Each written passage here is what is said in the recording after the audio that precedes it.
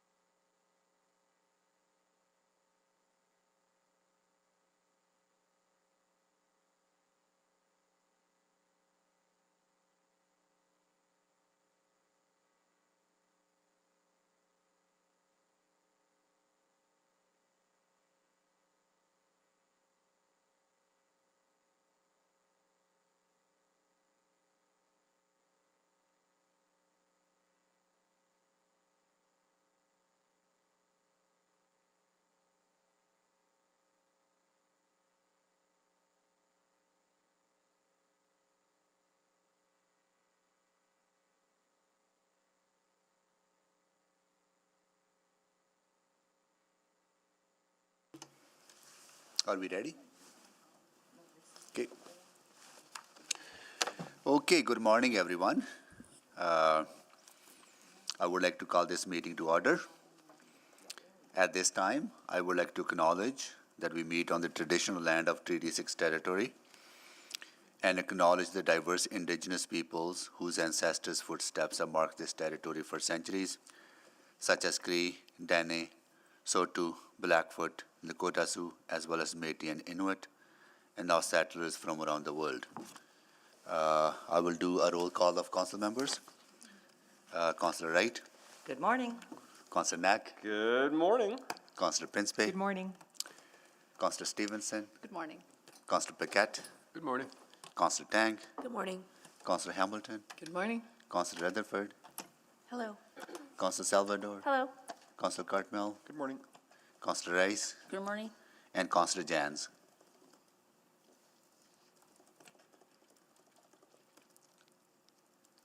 Councillor Jans?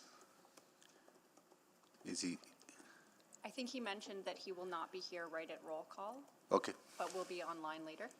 Oh, he's participating online? That's my understanding. Okay, got it. Okay. Okay.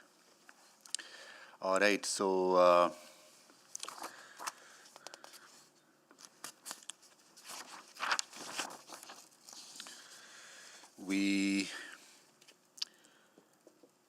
first thing we gotta do is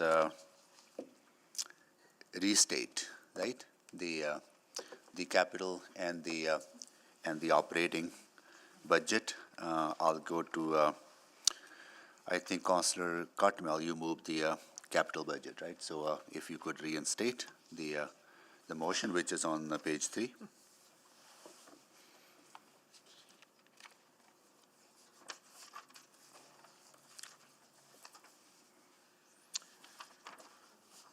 Thank you, Mayor Sohi. I'll restate the motion. Well, maybe just a second here. I stated the first motion. So if I restate this motion, am I compelled to support it? No. Okay. Can I speak against it? So, technically, in any situation, if the intention of the mover is to then enjoy an opportunity to speak and close, and the sole purpose is to sway the assembly, that goes against the whole principles of Robert's rules. However, the motion that was put on the floor, that was moved by yourself for capital and for Council Principe by operating, has changed since it was originally put on the floor. And therefore, I don't know how either one of you feel about that. And so, one, you're always allowed to vote however you want, regardless of what meeting you're in, because you might be swayed by some of the discussion that has happened here. And I would say you have 5 minutes to speak to both operating and capital. And I am not in a position to tell you what you can or cannot say during those 5 minutes. Okay. Can I ask you another question? I know Councillor Cartmel has the floor. Can the movers and seconders be changed if people are in doubt whether they're going to support or not? They got to listen to the assembly to make their decision. I don't know what Councillor Principe is, because she's operating, right? So, can I move both? So the motions have been moved. Yeah. Seconded. Yeah. And stated and accepted by the chair, so they're before the assembly. Yeah. I'm not sure what changing that now would accomplish. The process isn't designed so that everybody has an opportunity to share their opinions. But I don't want to, what I want to say is that I don't want to put, if somebody is not going to vote for the budget, right? And they wish to speak against the budget, right? I don't want to put them into that kind of dilemma. Well, so Mayor Sohi, I'm happy to restate the motion and neither introduce nor close and simply take my 5 minutes, if that's helpful.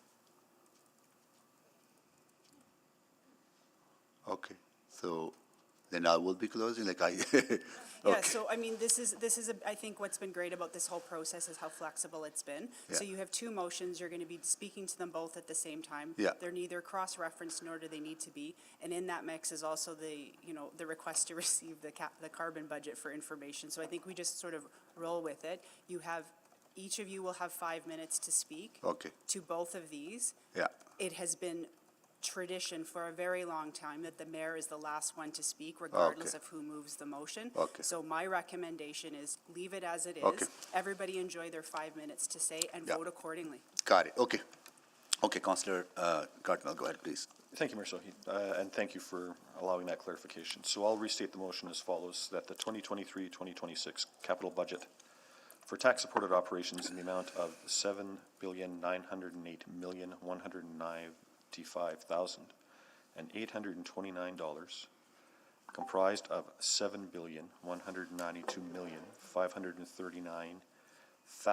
$7,192,539,561 in dollars in 2023-2026, and $715,656,268 in 2027 and beyond be approved.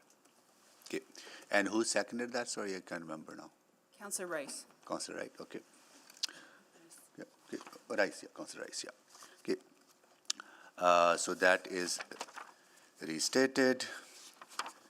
And now I'm going to go to Councillor Principe to do the same on the operating budget. I didn't realize this would be the really long one. It's okay.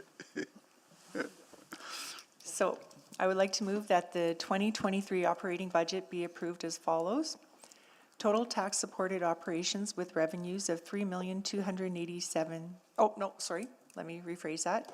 $3,287,196,000 and expenditures of $3,287,196,000. The municipal enterprises operating budget includes Blatchford redevelopment project with revenues of $83,826,000 and expenditures of $60,861,000. Land enterprise with revenues of $17,440,000 and expenditures of $13,012,000. The community revitalization levies operating budget includes Belvedere Community Revitalization Levy with revenues of $8,875,000 and expenditures of $6,875,000. Capital City Downtown Community Revitalization Levy with revenues of $34,147,000 and expenditures of $34,147,000. Quarters Downtown Community Revitalization Levy with revenues of $9,888,000 and expenditures of $9,888,000.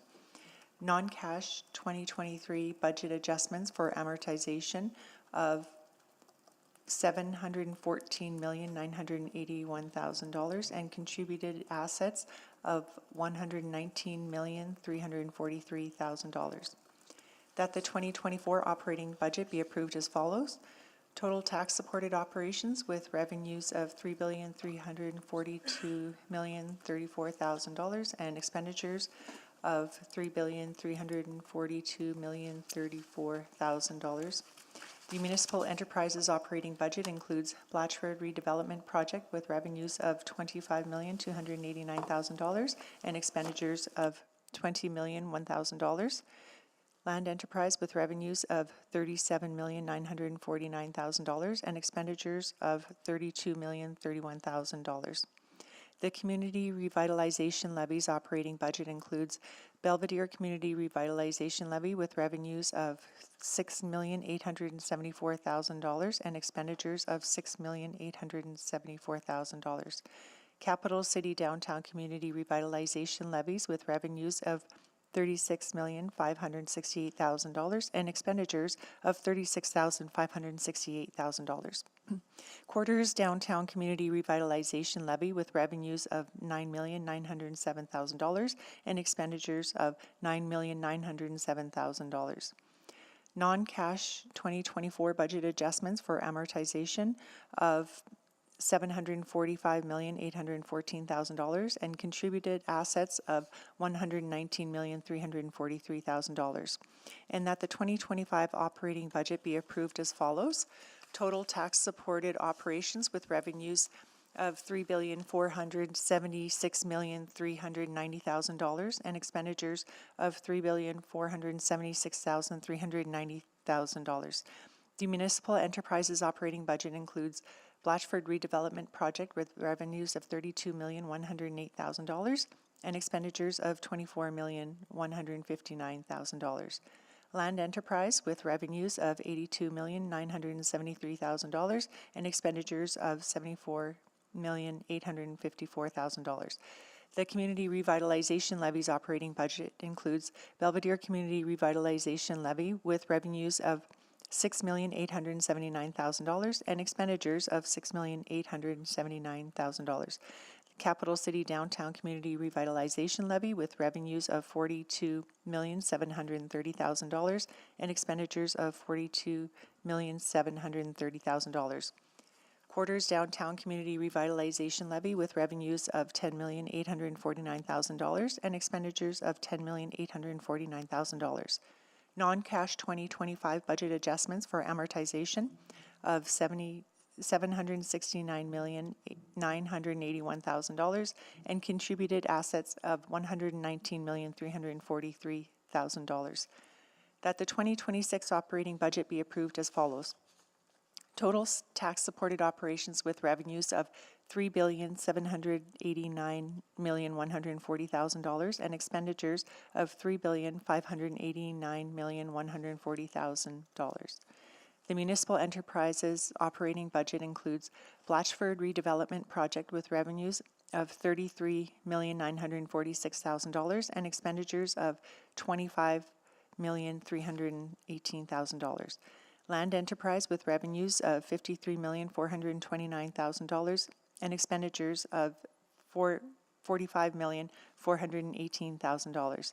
The community revitalization levies operating budget includes Belvedere Community Revitalization Levy with revenues of $6,883,000 and expenditures of $6,883,000. Capital City Downtown Community Revitalization Levies with revenues of $46,652,000 and expenditures of $46,652,000. Quarters Downtown Community Revitalization Levy with revenues of $12,659,000 and expenditures of $12,659,000. Non-cash 2026 budget adjustments for amortization of $801,236,000 and contributed assets of $119,343,000. Okay, thank you, Councillor Principe. And can you remind me the seconder on this as well, please? That was also Councillor Rice. Okay, got it. Okay, so we have motions on the floor. At this time, I will ask council members to sign up to speak. And sorry, Mayor Sodia, just a quick point of order. I wanted to confirm, we were talking about it yesterday, so I'm not sure. Are we voting on the capital and operating separately? That's we're speaking to both at the same time, of We course. speak to Yeah, both but- once, Correct. and we will vote. I would prefer that we vote together because they're interconnected. One is dependent on the other. But I understand that past practice has been that we vote on capital first. We could split, vote on capital first and operating second. Okay.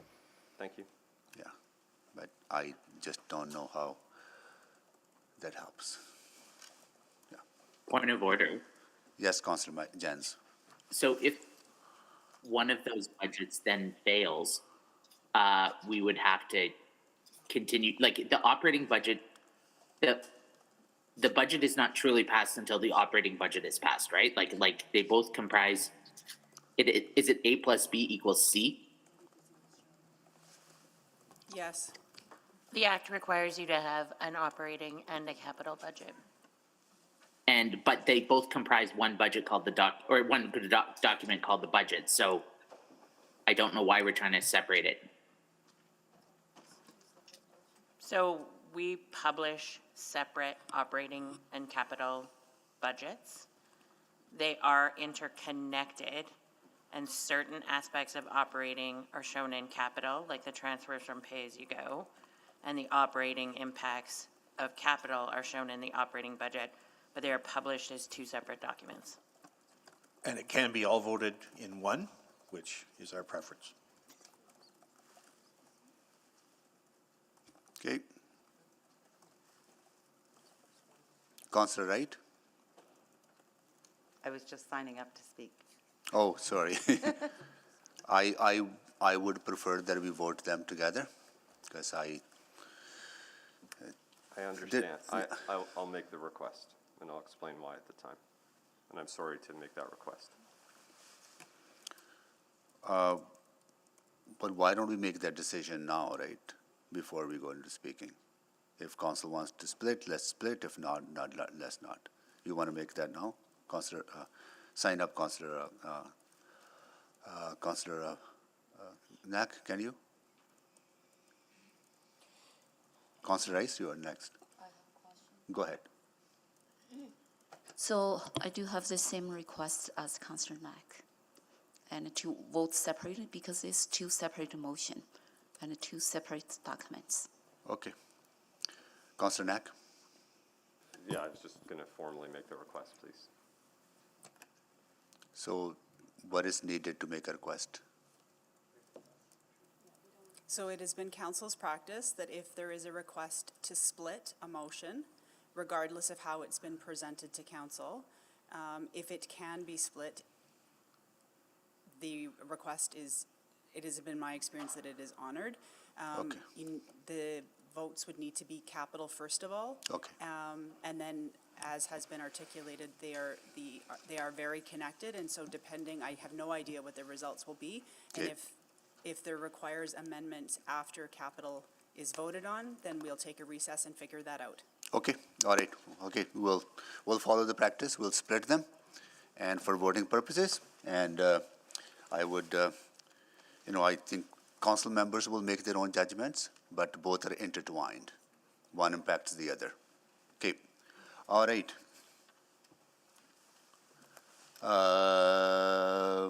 Sign up to speak, please. Oh, sorry, kids. We have some kids with us. Here we go. I got the note. We have with us today grade 6, St. Charles Catholic School, and they are here with their teacher, Benjamin Prather, and Ward Teswiniwak. Here we go. Here we go. Councillor Principe is your ward representative. Thank you so much for joining us. Are you having fun at City Hall? What are your best part of City Hall? What's the best thing being here? They're saying the meeting right now so far. This is the best part for you? Oh, God. Right on. Somebody's enjoying it. Want to come sit in? Come enjoy. We'll be here for a few hours. Okay, nice to see you all, okay? All right, starts to speak on the budget motions. Councillor Wright.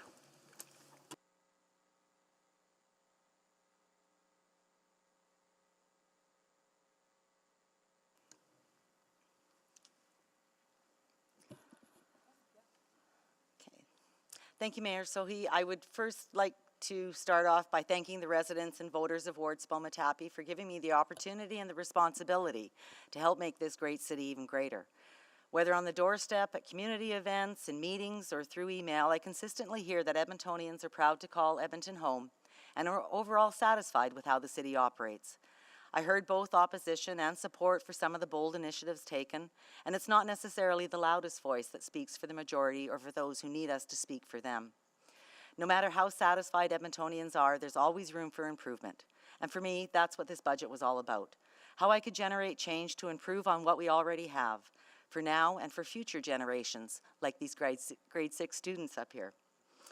This meant that our budget priorities for 2023 and 2026 had to reflect the diverse needs of Edmontonians.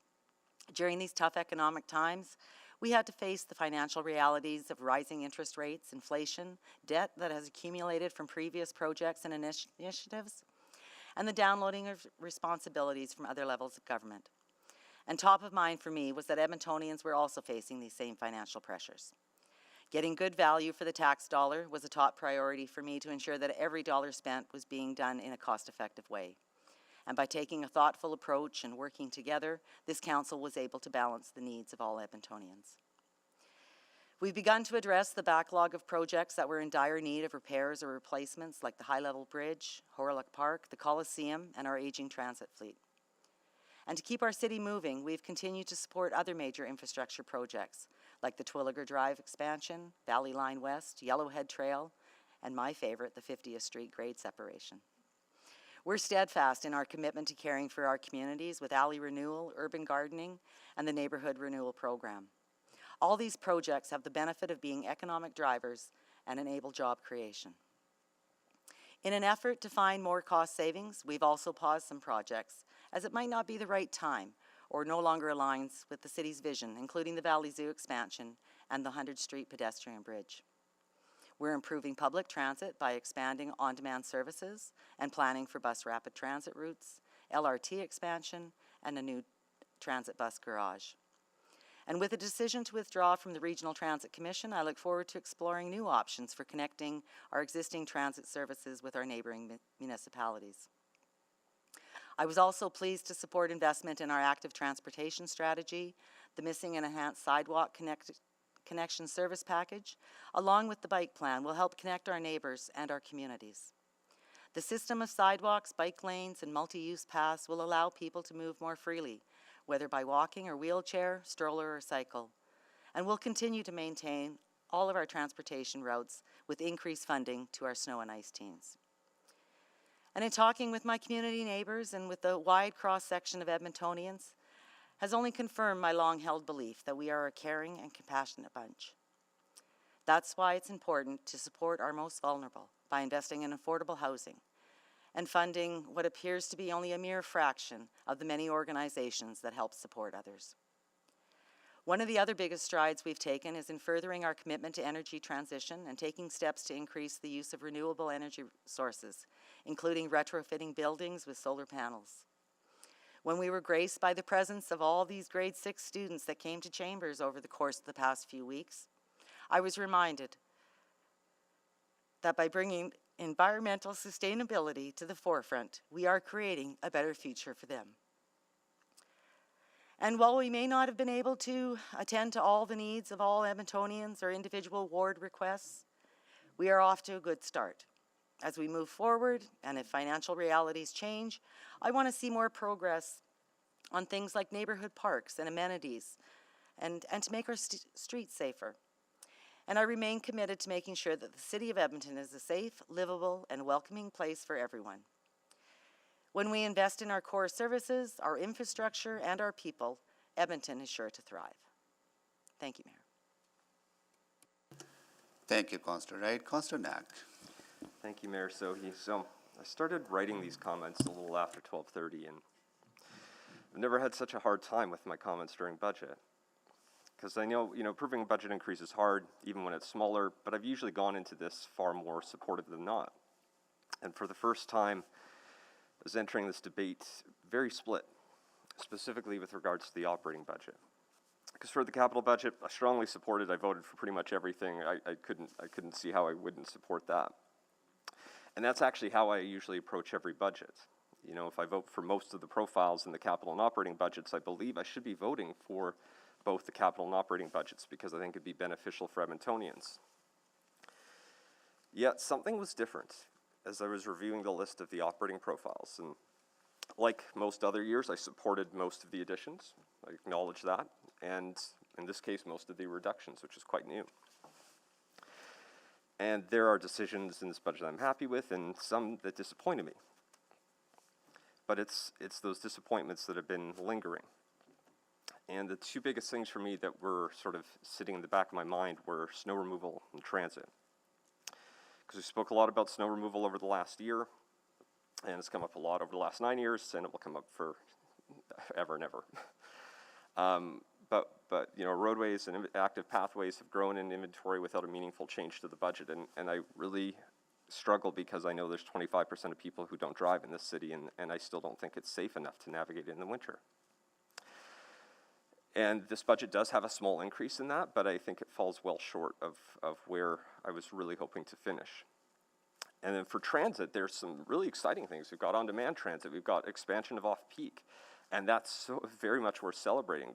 And I was hoping to see a bit more of the elements of BRT beyond the capital profile. I think that's a critical pillar that we're missing, and that will help with the creation of 15-minute communities. And it's one of the reasons I was really excited about the regional transit service, because I think it was going to move us in that direction, because we don't have anything else like that in our operating budget. But on top of that, I'm really concerned about what that decision means for the entire region and how that's going to impact Edmontonians. And I recognize it's possible I might be making this out to be far bigger than it actually is. I know this decision was only 36 hours ago, so maybe it's not as bad as I think it's going to be. I really want to be wrong on that. I think what clicked for me was about 2 a.m. I was thinking about if I was going to vote on this budget and it was a 2% tax increase or a freeze or a cut for exactly what we're being asked for, trying to ask myself, would I support that? And the answer I came up with is no, which surprised me, because it came up, for me, I realized it's truly not about this final number that I'm voting on right now. It's what's making up this final number. And why I have like this emotion, because I know that voting no to an operating budget can be seen as taking the easy way out, especially when I supported most of the things in the operating budget. So just to make a few things clear, no council has ever worked harder on the budget that I've been a part of. The reduction motions that this group did far outnumbers anything that's happened combined over my entire time on council. There was a lot of thoughtfulness and bravery that went into those decisions. So I do get frustrated when I saw groups like the Chamber and NAOP and UDI trying to sound some financial alarm before we even got to the operating budget to show how much hard work went into that. So I think their comments were completely unfair and not reflective of the hard work this council did. So that's why I've been struggling. It's hard to vote no. So, you know, I appreciate that how folks may or may not react to that. I wanted to share that. In the last 30 seconds, just want to say thank you to everyone on that side of the table.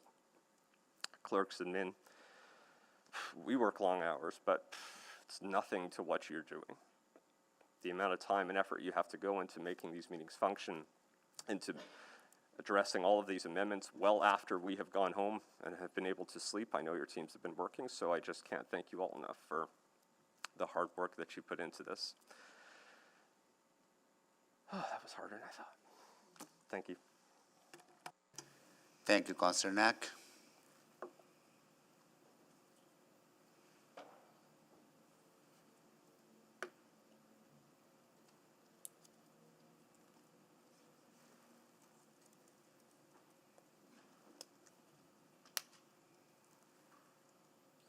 Yeah, people are trying to click and can't.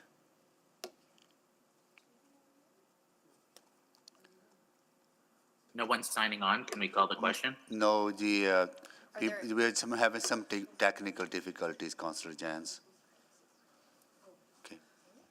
Yeah. Okay. Councillor Cartmel? Members are signing on, so I'm not sure if, just to confirm, you do need to be in the December 16th. We need to be in December 16th meeting. Councillor Cartmel, go ahead, please.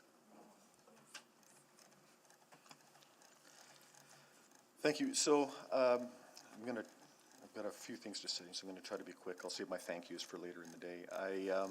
want to start by saying that, going back to the last election, I effectively not campaigned, but I certainly talked a lot about, some form of a zero-based budget or a line-by-line review of our budget. And I find myself trying to answer questions about where our dollars go and why it was so hard to shovel sidewalks and cut grass in a budget that has $3.2 billion in it. And I couldn't find answers to those questions. So I wanted to do some sort of a zero-based budgeting or line-by-line budgeting element. And I'm glad that this ultimately got pushed into the omnibus bill. This was something that Councillor Knack and I were talking to all of you several weeks ago, and I'm glad it's there. I hold out some hope for that. I voted in favor of a number of things.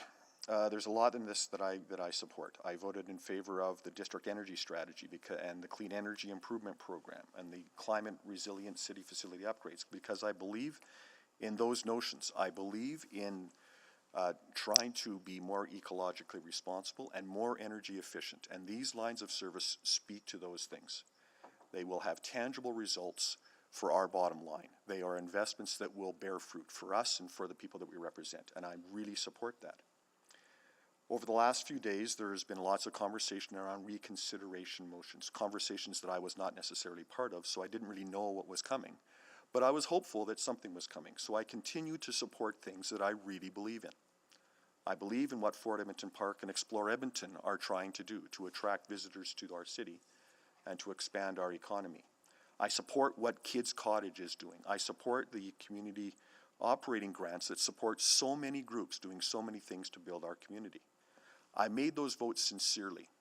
I did not pay much mind to these updates about tax rates and funds, because it wasn't all going to matter until it came out in the wash at the bottom anyway. And so I know that there's some that have questioned my motivations there, but every vote I made on the vote, on the moment. And so I just wanted to share that. There's a number of legacy projects that were talked about. And while I certainly have submitted a number of motions, a number of reduction motions on legacy projects, projects that are already in progress, I took to heart the advice that undoing those projects would have severe ramifications for us, for our reputation when we deal with our communities, when we deal with contractors, when we talk about how many people have engaged on how many projects. And in the end, I did not table those motions because I did not want to start the discussion that we had on Lewis Farms that ultimately did not change the project but consumed a lot of time. I supported those commitments because I believe council is a continuum. I believe that council is not just this council or last council, and I believe this narrative that has developed that this council is somehow has to undo or change what last councils did is simply a false narrative. It's a continuum, and when people, particularly in the region, see commitments made, they don't see commitments made by a council or a person, they see commitments made by this city. And what we're talking about on regional transit is a very dangerous game. We have talked about how we sort of kind of have a regional transit system. We don't. And the minute we stop talking like that is the minute that we can actually start building some sort of a regional transit system. We have talked about, and we've heard some of our colleagues in other municipalities put on a brave face and try to say that this is not the end of the region. Make no mistake, trust has been lost. We have a number of plans in place, things like our growth plan, our shared municipal resources plan, our transportation master plan, that at their heart talk about effectively that same climate change narrative that we've talked about, that talk about progressive planning, that talk about avoiding leapfrog planning, avoiding large lot planning and development. We've lost the trust of the collective communities around us. They're not sure if we're going to follow through on our commitments to those plans, so they're not sure that they're going to follow through either. It's a dangerous game, and I cannot support that. The tax increase we're talking about is 5% year over year. But when you look at who's going to be affected by that, it's going to be property owners. Property owners that are going to see their properties value increase. So it's not 5%, it's 5% plus the property tax, plus their value increase. And then you layer on top of that the shift in tax burden from non-residential to residential. How do all of those things add up? I think it starts at 5%. I don't think it ends at 5% for a lot of people, and a lot of people on fixed income. That's year over year. When that happens 4 years in a row, people are in very dangerous straits. This is untenable, and I cannot support that. I'm out of time. Thank you. Point of privilege, Mr. Mayor? Sorry, point of privilege can be called within when people are speaking? Really depends on what the privilege is, so the There was privilege, just some misinformation about how taxes work in that last statement. We don't- can clear it up later. Yeah, we will clear up later, because if we start calling point of privileges on people's views, right? Right, or whether they're right or wrong, wouldn't be good practice. Yeah, okay. Who's next?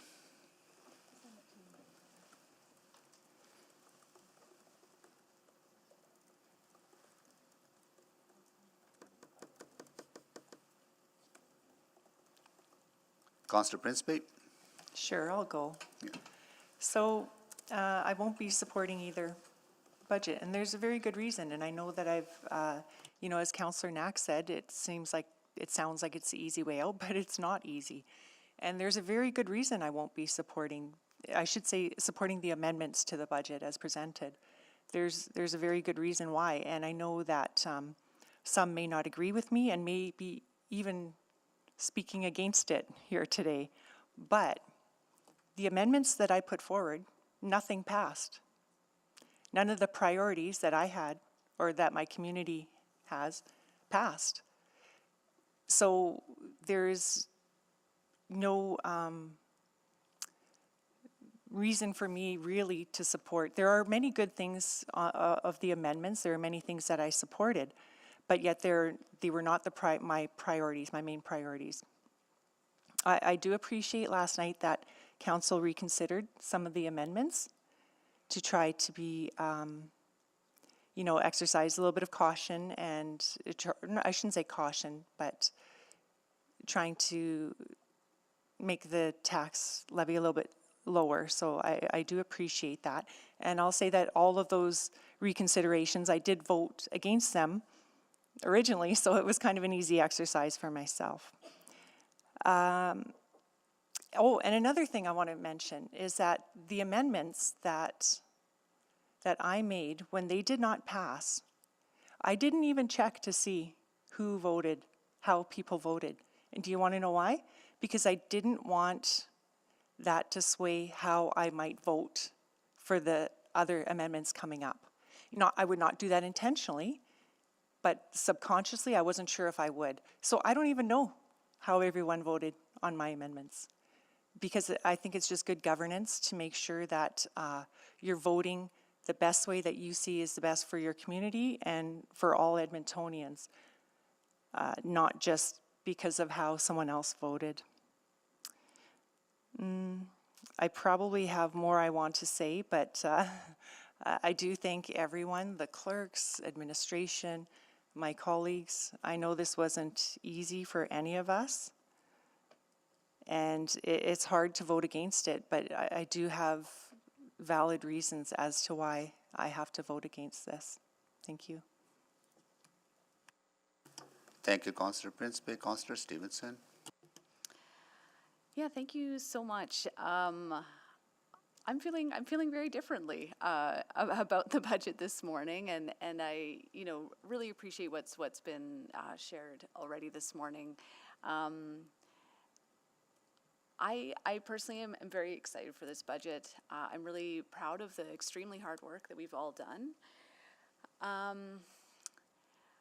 I think a lot about, I've been asked recently, why did I decide to run when I decided to run? And a lot of it was that coming out of the pandemic, we had sort of taken a step back as a community, as a world. We had to step back, focus on bare bone basics. And as we stepped forward, I was mindful of, small changes in our direction at this pivot point dramatically change our long-term trajectory. And I think it's such an exciting opportunity to really change where we end up. I think we've done this with this budget, or started to do that with this budget. We have invested very strategically in a way that, as I say, will fundamentally change our long-term trajectory but at the same time, making today a better place for all Edmontonians as well. What I appreciated most is that we did focus on cost, but we really focused on value as well. Not just value for services, but the values of Edmontonians that I've heard very clearly. I'm really proud of our investments in housing and climate change and transit. And there's more we can do, but those are extremely solid starts. I'm excited for the economic growth initiatives that we've invested in. You know, infrastructure like overpasses and industrial areas, but also organizations like the Edmonton Screen Industry and Explore Edmonton who do drive economic development in our communities as well. We also got some practical things done, like Coliseum, that are not glamorous, but have to be done. I'm extremely mindful that some of our decisions mean ongoing challenges for city staff. Having worked in administration, I remember all too well the struggles when your area is under-resourced. Also just how incredibly hard our city staff work to get the work done, even if they don't have all the resources. That does weigh heavy on me. I know that there are areas that aren't getting the resources that they hoped to relieve the pressures that they're facing. And I am only comfortable with that because I know we're going to be doing this broader work that I think more systemically addresses those challenges, and I think will ultimately strengthen our organization. I think that this is an exercise, again, of doing the most meaningful work possible. I know that that is what city staff want to do, and I think that the work we're about to do will help that. The budget was certainly not without its trade-offs. I'm certainly disappointed on some aspects around the high-level line, excessive vehicle noise. That's a really tough one, but this is some of the trade-offs that need to happen, and on the balance, I'm incredibly excited for the final outcome of the budget.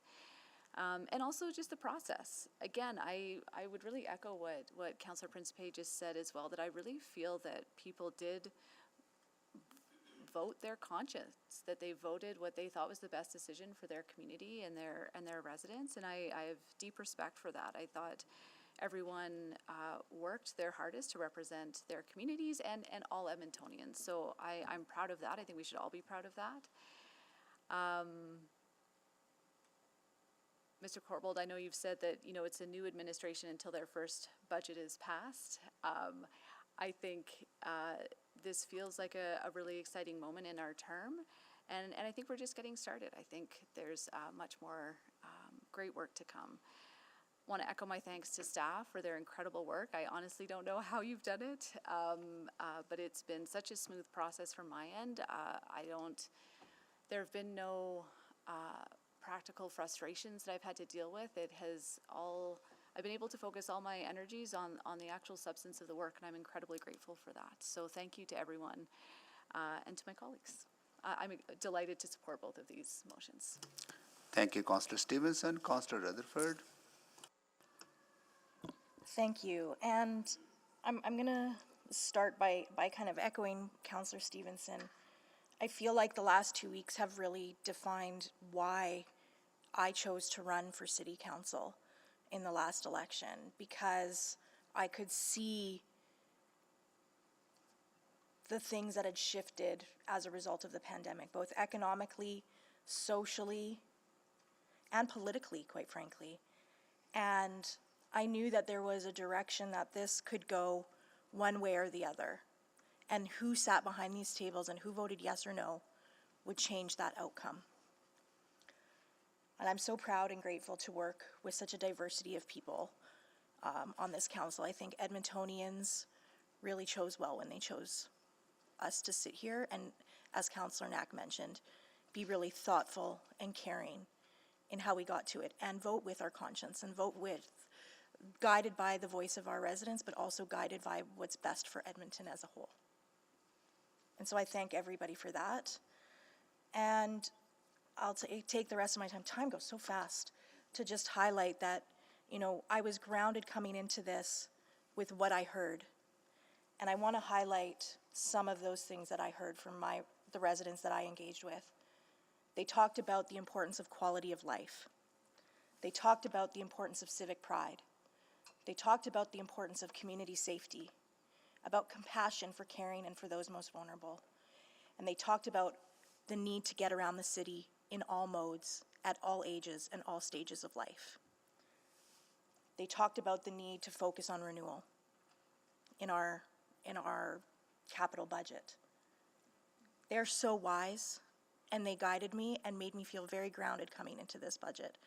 And I'm proud to say that while there was compromises, because that's what collaboration is, it is compromises. It's give and it's take. I wish there was more in snow removal too. I wish that the trim cycles were increased. I wish that we were able to do more for our unhoused folks. But there's also places that I'm really proud that we stood up when we could have said no easily in a really tight, hard budget. I want to remind my council colleagues that when we were presented by city administration, back when they first kind of gave us the forecast, they were predicting 8.5% increase this year, 2023, to maintain services and capital projects that had growth that had already been approved. We've done a lot of work in the last 2 weeks, but they did a lot of work because they brought a 3.9% budget to us. And they've had, I think, unfair criticism for some of the things that were missing from the budget, but that's what our job was to do. That's what our job was to do. They looked at the numbers, and they looked at what they heard from Edmontonians, and they tabled a budget. And then as the political and democratic processes, we said, hey, there's some things missing that we've heard, like climate action, like support for our most vulnerable. And so it's a collaborative effort, not just with people behind this table, but with admin. And what they brought forward, and now what we've added, and now what we will work together for over the next 4 years. And I don't love the numbers. I am deeply mindful of people that are on fixed income that still own their homes and how this might hurt. But I think it's going to hurt a lot more if we try to get below 3.9 or even below where we are today. And so I will absolutely support both the operating and the capital, even though there was things I said no to that were approved in both. I will do that because it's a collective effort and it's a collective job that we've done, and I'm proud of it. I'm proud of the thoughtfulness, the caring, and the value-based decisions that this council has made with this 4-year budget. Thank you. Thank you, Councillor Rutherford.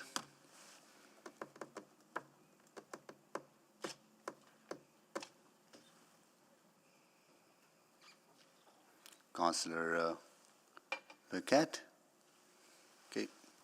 Yeah, thank you. I wasn't sure if I was going to speak. One thing to note right out of the gate is that the tax rate is actually going to be on par with most municipalities. That's just the reality of the challenges everyone is facing right now. What's also important to note is that administration actually asked council many, many months ago, probably close to last winter, what the tax tolerance was, and it was quite low. This council did not want to have a high tax rate in any way, shape, or form. And I think that's been accomplished as demonstrated by the fact that it's on par with most of the municipalities. The global inflation pressures, multiple competing needs. You know, we've got thousands and thousands of voices in this city, all wanting different things, all wanting council to spend money on different things or not spend money on other things. And so when someone doesn't see what they want funded or see something else funded that they didn't want, the inclination is to say, oh, not a good budget. But I think the important thing to do is to weigh it in terms of, is there more good? Will more good be done for the people of Edmonton in this budget than there is things you disagree with.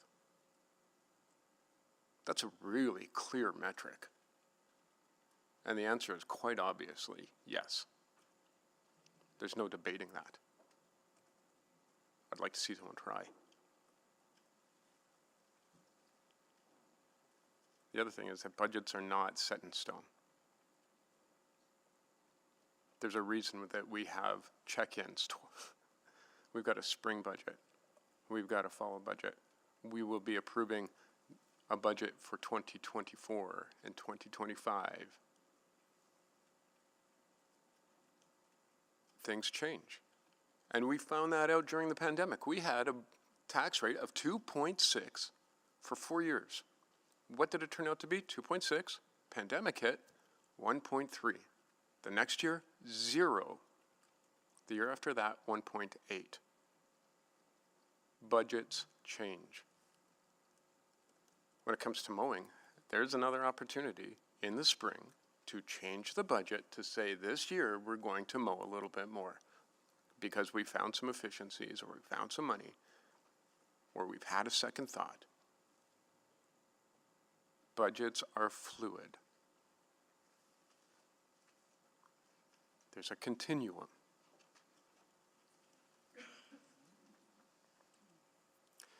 And I will say that for people who care about what's in this budget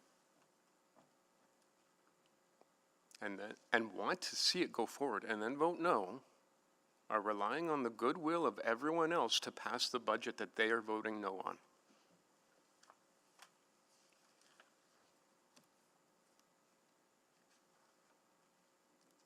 Would that sink in?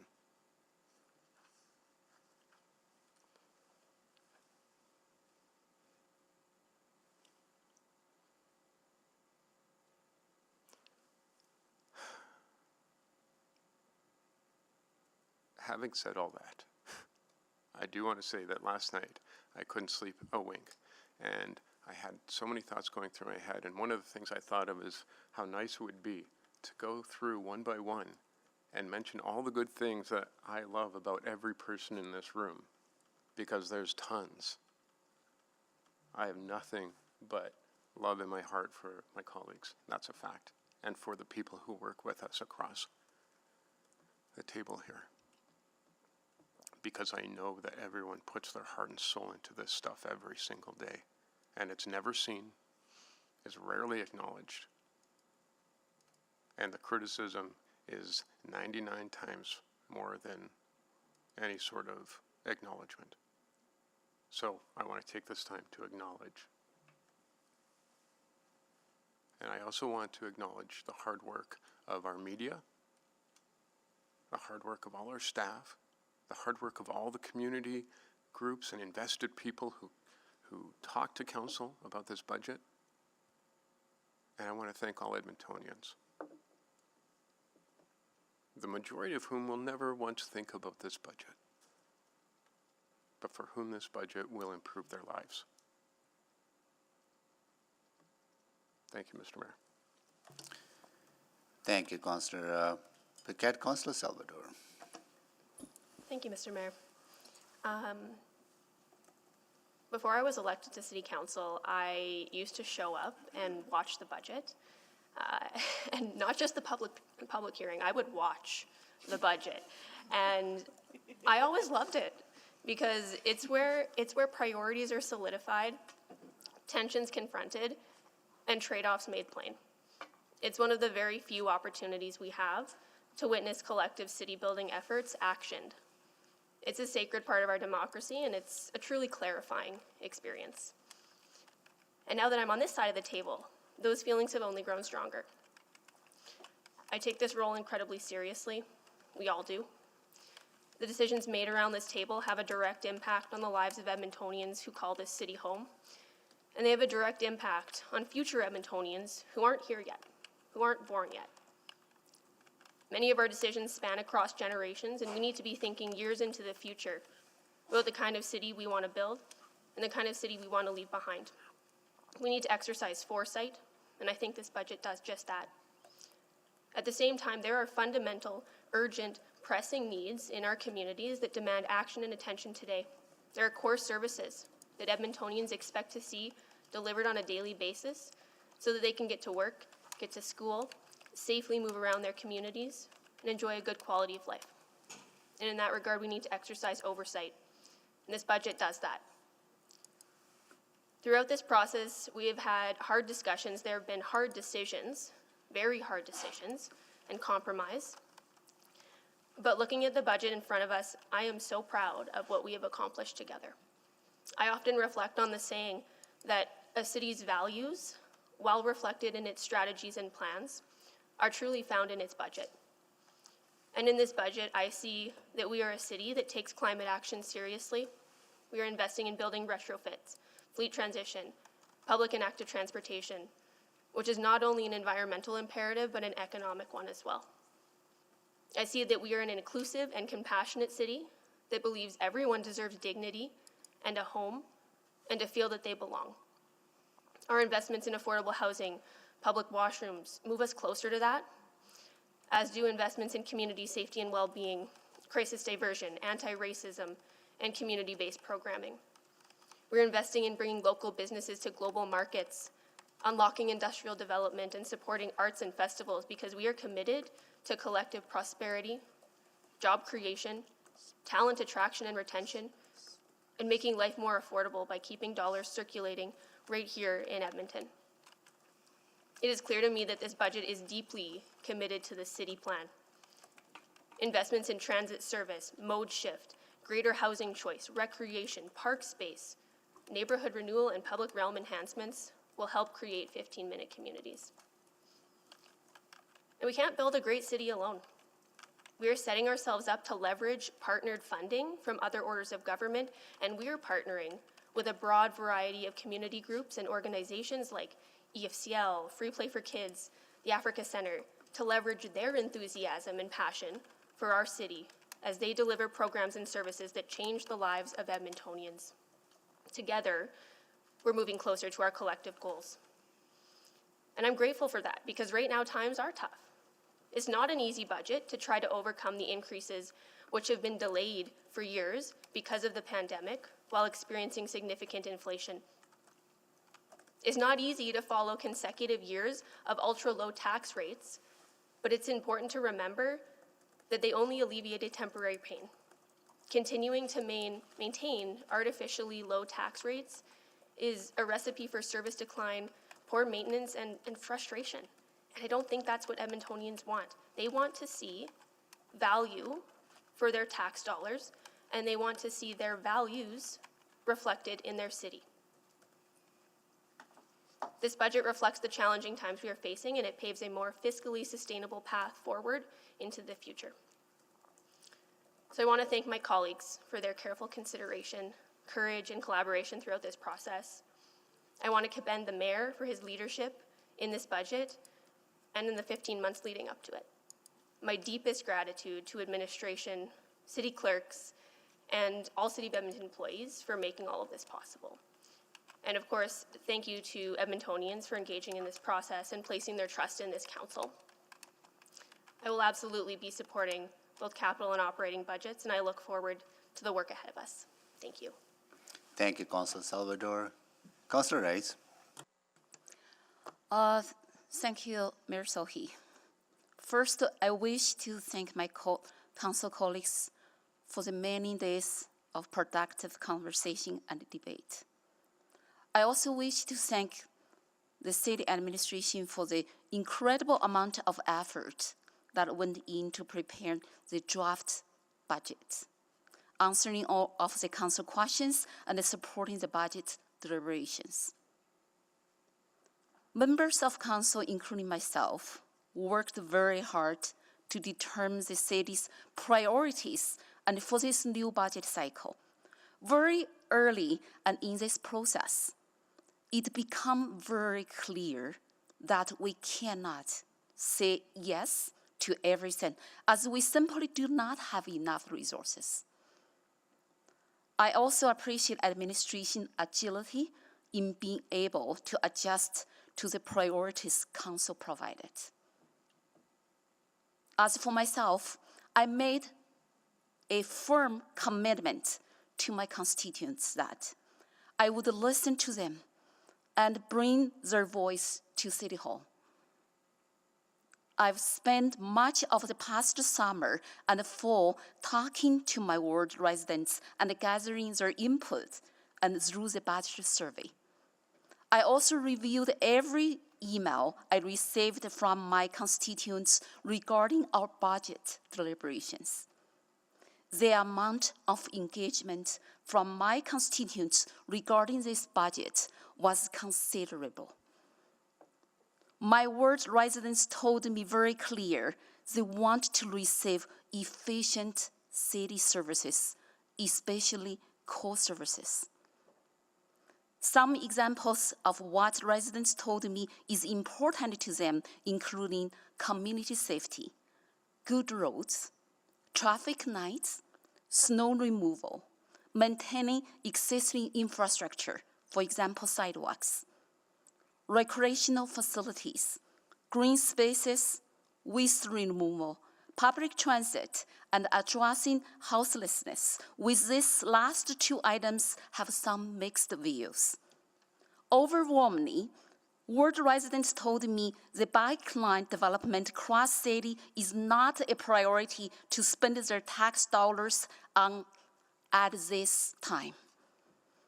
Also, I heard that some tax increases are reasonable, but the increase should not be too high.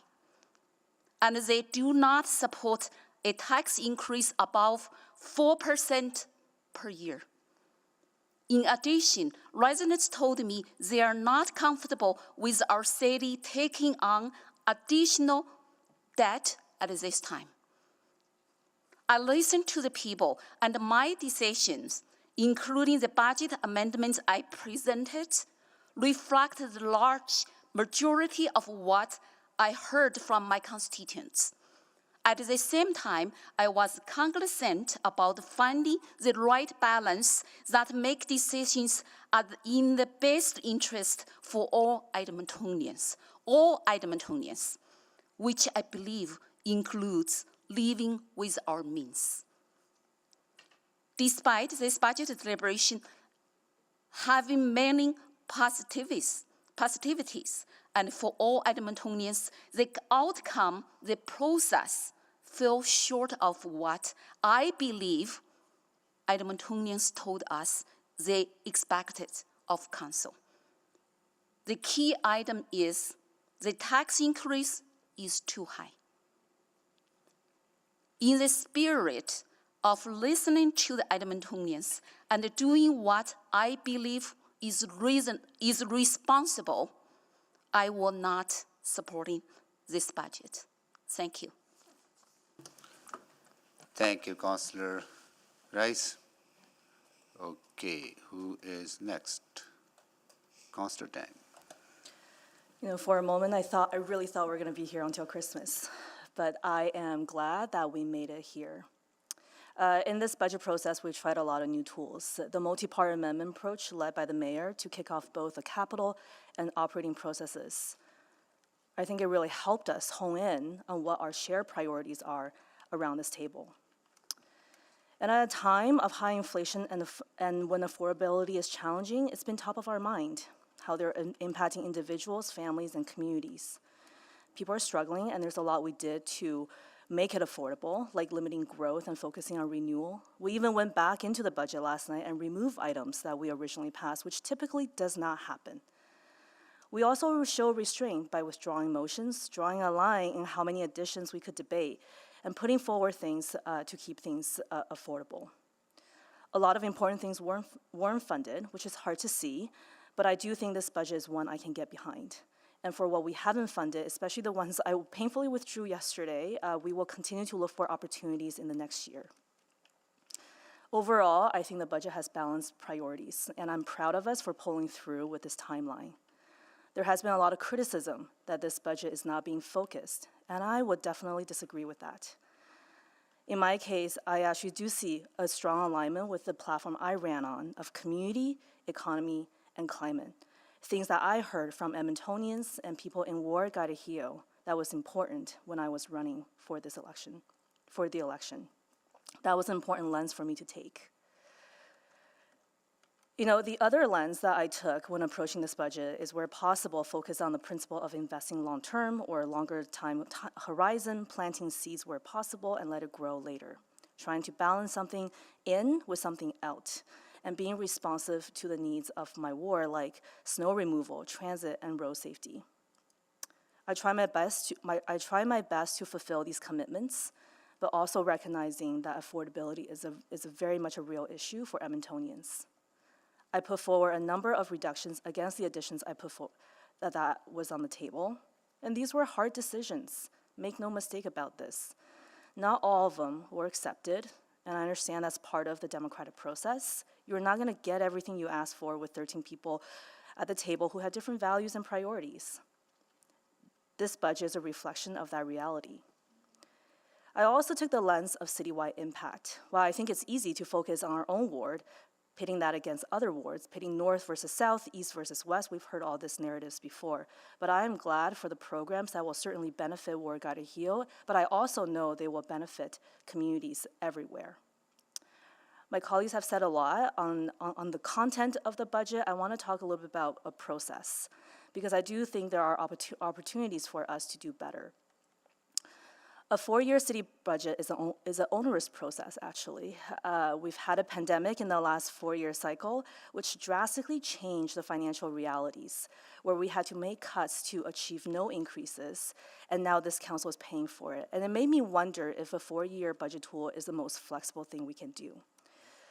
We've had, administration have put hours and hours of work pulling together information and binders for our decision-making. I absolutely so appreciate that, and I have learned myself a lot from the process. But at the same time, we're also drowning in information. And I can't help but throughout the last week or so, I've been thinking a lot about Dyson vacuum. Dyson vacuum is one of the best vacuum in the world. But to get to that point, it took years of R&D. It took thousands of iterations to get to that point, of testing, of refinement, of getting back to the user and asking what they think. No, I'm not asking for thousands of budget versions, but I do wonder if there's a learning here that can help us move towards a much more iterative, responsive budgeting process. And as for my council colleagues, I really enjoy working with all of you, but I also can't help but think maybe we set ourselves up for this budget. I think we can all be much more mindful the next time we put up another unfunded service package and ask ourselves, have we tapped all the pathways to get there? How might we unintentionally perpetuate inequity? And for those who are not supportive of this budget, I will also put on you to ask, what did you do to get this budget to the place you will support? What kind of collaboration did you lead? What kind of sharing or bridges or compromises have you made? Overall, I'm incredibly thankful to administration for all of your hard work. I know this budget was hard on you, and I'm appreciative of my colleagues, and above all, for Edmontonians and the ward residents who help me, keep me grounded, and remind me it's not just about a single perspective or lived experience, but it's about understanding all of it. Thank you.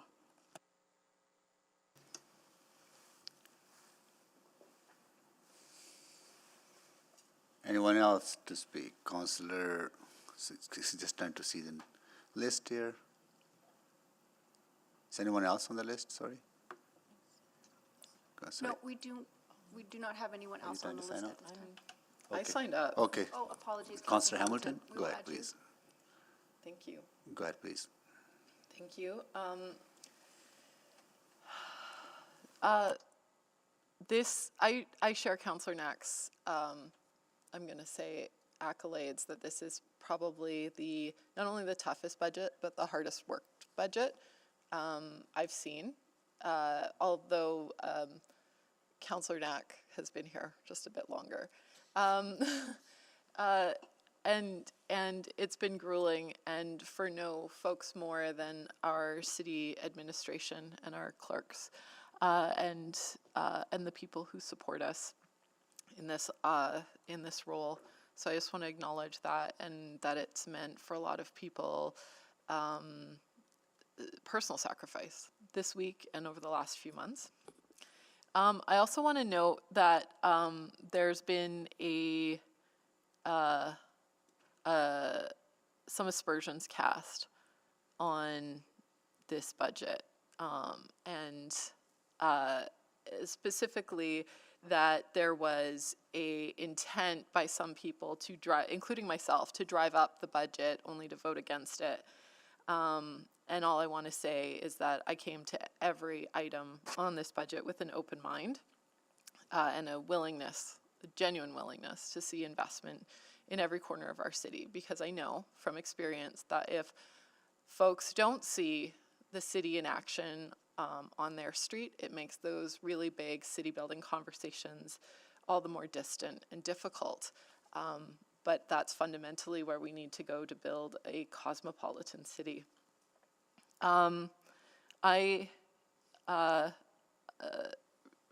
Similar to Councillor Knack also, really thought last night about what I was going to support, if I was going to support the budget, if I was going to support the capital, not the operating, or not the operating, or not the capital, but maybe the operating.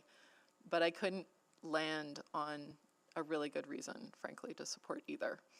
There are good things in both budgets. There's investment in housing. There's investment in, addictions intervention. There's investment in anti-racism and in LGBTQ2S archiving program. That's delightful. But there are some big misses in this budget, and maybe we'll get to them at the operating adjustments, but I'm not convinced at this point. There's limited renewal in this budget, and while there was I think a motion tabled for a 1% levy, which, to be honest, I would have supported, even if it meant driving up the tax levy, because we could have said then that we had dedicated funds for renewal. That was withdrawn, and we will, and we may see that back, but I don't know. We're investing in Chinatown, which I think is really important, but we're not taking that big, large-scale progressive look at our real estate portfolio. I think that's a miss. And I have some anecdotes about how the city has historically been one of the drivers of sort of economic depression in neighborhoods because we haven't been quick to act on development. But I really want to focus on what I think is the hardest part of this for me, which is the death of regionalism. That our city plan, our transportation master plan articulates a vision for this city that includes our regional partners. And I'm afraid with our decision to leave the Transit Commission this week, we have set a dangerous precedent that Edmonton will be proceeding alone. And that our policy going forward will be an isolationist one. And I think we really need to have that conversation in the new year. There was a time not so long ago when Edmonton would not pave 170th Street for fear that St. Albert might benefit. And I heard specters of that same conversation this week. And we're putting the financial stabilization reserve potentially in deficit. For what? So, we're at an under 5% increase, which is, it's still lower than what other regional municipalities are going. And I have no issue with the tax rate. Inflation is high, cost of living is high, but I think we also need to be mindful that this will be reflected differently for different types of property owners across our tax base. And I'm concerned we've become a federation of wards, a network of interconnected roadways with no clear destination. Thank you. Thank you, Councillor Hamilton.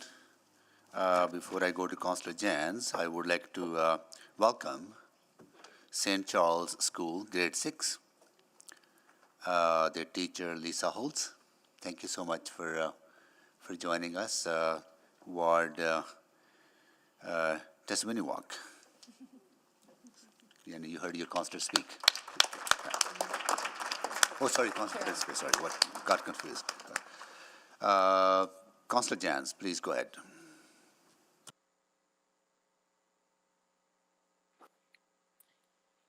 Yeah, thank you, Mr. Mayor. So this morning when I was brushing my teeth and looking in the mirror, I found 3 gray hairs in the front of my cowlick, which I don't think were here 3 weeks ago. So I'm looking for answers. Um, and I hope that's not the metaphor, but maybe it is that this budget process has been absolutely grueling and exhausting, and there's been so many disappointments and so many wins. It's been a roller coaster like no other. Um, I want to go back to, I said I find this kind of perplexing. I don't know how anybody like could vote against the budget. I guess why we do this whole exercise at the end seems kind of a formality. Like, because if the budget doesn't pass, we go back and just start peeling things out of the operating and the capital, and then we're here till Christmas. So I don't know, but I guess this part is more of the stagecraft than the statecraft, as they say. So I would say I go back to the lenses about the climate emergency, about transportation mode shift, public transportation, and about housing. And I'm also mindful of what a couple people have said already, that this is just the first step, that this is the first 4-year budget, but there's going to be more adjustments coming, and there's more chances to get to the projects that we want to get to as we move along. So I see it as part of patience. I'm also mindful I have a fiduciary duty to the entirety of Edmonton, not just my own ward. And to just say, well, I'm sorry, because you never fully funded something in my ward, to vote against the budget is kind of assuming like the roads aren't going to get shoveled in my ward, or the fire department's not going to answer the calls in my ward, or the library's not going to lend books to people in my ward, or the garbage isn't going to get picked up into places in my ward. I mean, it's maybe we need some governance orientation when we get back in the new year. I don't know. I'm also mindful that we're in a province that's forecasting a $21 billion surplus, and yet as we run down our list of items in the budget, at least half of this property tax increase is to go to pay for things that are truly a provincial responsibility. So I'm really hopeful that in the new year we can get some movement there as we inch towards an eventual provincial election. I know that we're asking as well with OP12 the administration to do a lot of work and make a lot of change and make a few reprioritizations. And I don't have this as a subsequent yet, but I think it's critical that, this is the same we're asking of our administration with OP12, that we ask to our agency boards and commissions, that as shareholder, that we ask a similar OP12 to EPCOR, that we ask the police commission to do the same. We have to ask that of all of our ABCs, that everyone we are funding, and everyone that the city of Edmonton is cutting a check to, exercises the same prioritization that we are. One of the best things about this process was actually I finally got some answers. When I asked how many communications staff the Edmonton police have, it took them like 7 months to get back to me. But with this written question process, I got a response to some of my questions in a week. So just as a counselor, I finally feel like, where the FOIP process isn't working, or the other pieces aren't working, finally we've got some answers. So I feel just by going through all those written answers, I feel so much more informed now about the operations of the city. And finally, I just want to say, Mayor Sohi has done a commendable process through this budget, and I will admit that not always we see eye to eye, and sometimes I'm wrong, but I have to say that Mayor Sohi has done such an admirable job of bringing people together, of trying to include people, and there's so many folks who are out there trying to destabilize him in the community, who are trying to knock him off balance and undermine him and run around him, whether it's the provincial government or like we saw with the task force this week. And I'm just mindful of the words of St. Francis, and I see how that's being embodied in the leadership here. And I just wanted to say thank you. Thank you, Councillor Jans. Anyone else? I think everyone has spoken, right? Okay. Hundreds of people have worked hard to build this budget, including those who are in this room. I want to thank you. Thank you to all the city staff, from planners to bus drivers to librarians and everyone in between. And thank you to the leadership team at City Administration, the clerks, the budget office. Without you, our city and this budget would not function. I also want to thank all Edmontonians, volunteers, community leaders, business leaders, and all the taxpayers. Your contribution and generosity is helping build a caring, compassionate, and equitable city that we all love. It is an honor to serve you. We listen to you in public hearings, at events, through emails, phone calls, on social media, and our collective goal is to protect and enhance public services and keep your taxes affordable. My focus during this budget has been affordability, not austerity. I understand that times are tough for many of you. This is why we are undertaking a comprehensive review to reduce costs, realign budget on priorities that matter to you. With an additional 1% tax levy over and above what administration proposed, we are taking meaningful steps to make housing affordable for struggling Edmontonians. Take action on climate change to leave a sustainable future for generations who are standing here in this room, the kids who are joining us. Improve public transit service and invest in crisis diversion. This budget finally takes action to support Chinatown. Spur economic growth through creating Edge Fund. Provide support to explore Edmonton. Unlock industrial development. The Cornerstones program. Enhance snow and ice control program. And many other impactful projects. Finally, I want to talk about the importance of this budget to build a city for all of us.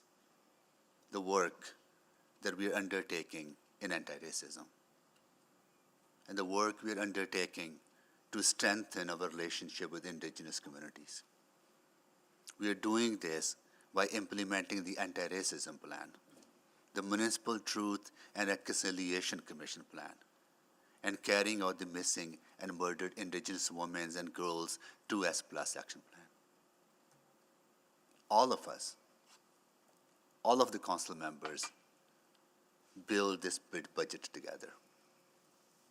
And all of our constituents benefit from this. And all of us have a responsibility to own it. I will support this budget because I'm proud of the collaboration that we fostered, and I'm proud of the support that we received from city administration and the support that we have from Edmontonians. I also want to take exception to the notion that us pulling from the regional commission is going to damage our relationship. We have always supported regional transit system, and we will continue to support regional transit system. What we have decided is not to support a new governance model. We would never reject a regional transit system. What I reject, is bloated, bureaucratic system, parallel system that would replace a very well-run, efficient system that we have in ETS. It is the responsible thing to do. Throwing money at a bad decision and hoping that it will produce better results is not doing service to Edmontonians. We will work together with the region to continue to advance our shared goals. we are a stronger region. And Edmonton is proud to be part of that region, and we will continue to lead it. I hope that all of us will support this budget. Thank you.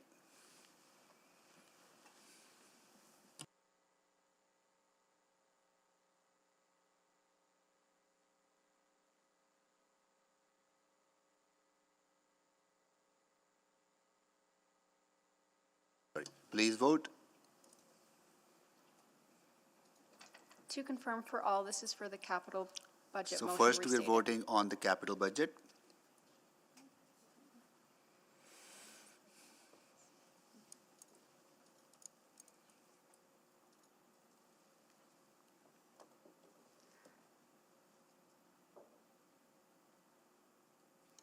I'm a yes, Madam Clerk. Thank you, Councillor Wright.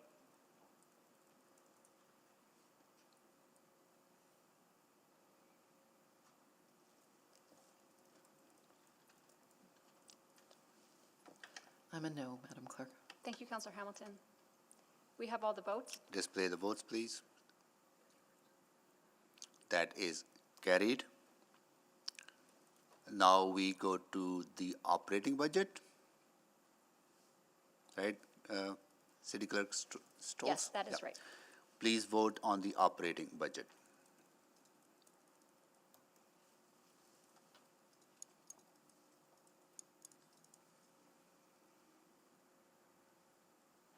I'm a no, Madam Clerk. Thank you, Councillor Hamilton. We have all the votes. Display the votes, please. That is carried.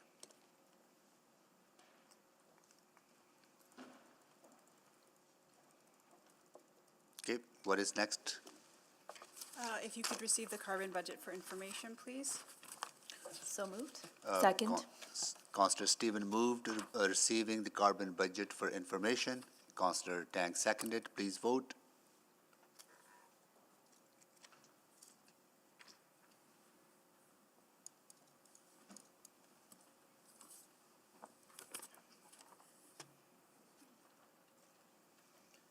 Yes, Madam Clerk. Thank you, Councillor Hamilton.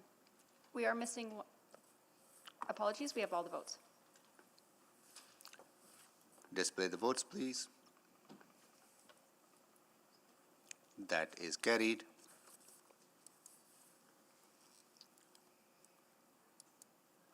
Would you now like to pass the bylaw that was added in response to one of the amendments? Yes, just trying to find it.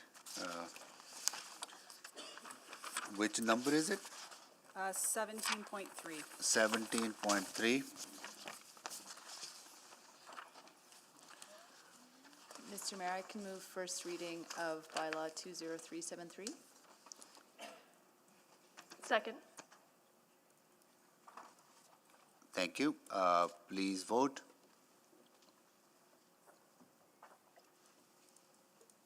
Just hold on, I gotta see it. Okay, please vote.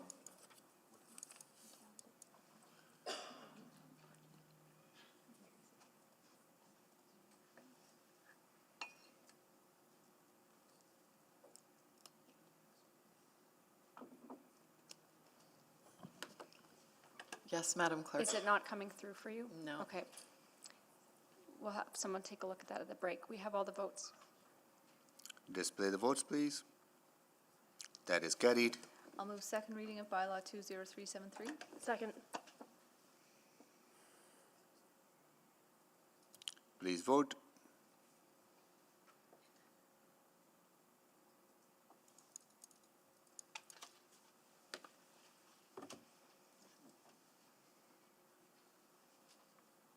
We have all the votes.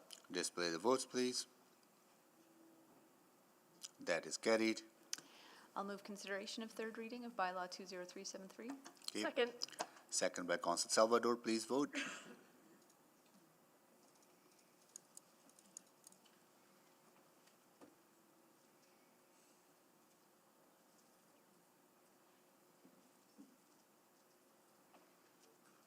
We have all the votes. Display the votes, please. That is carried. I'll move third and final reading of bylaw 20373. Second. Please vote.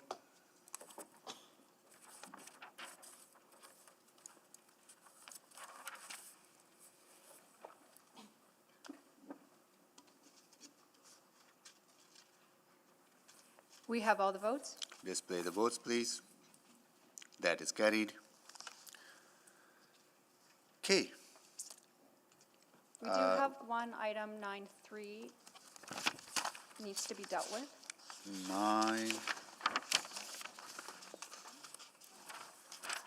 9.3. Receive for information. Operating budget questions and answer, private responses, receive for information, right? I'll move receipt of information. Second. Councillor Hamilton, right, second by Councillor Rice. Please vote.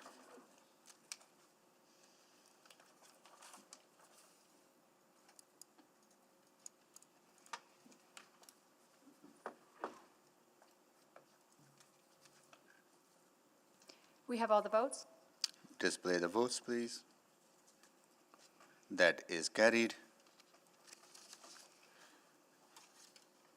Okay. Anything else left on the agenda items, Clerk Stolars? Everything has been dealt with, Okay, now we can move into a subsequent, right? as you wish. Okay. Subsequent motions.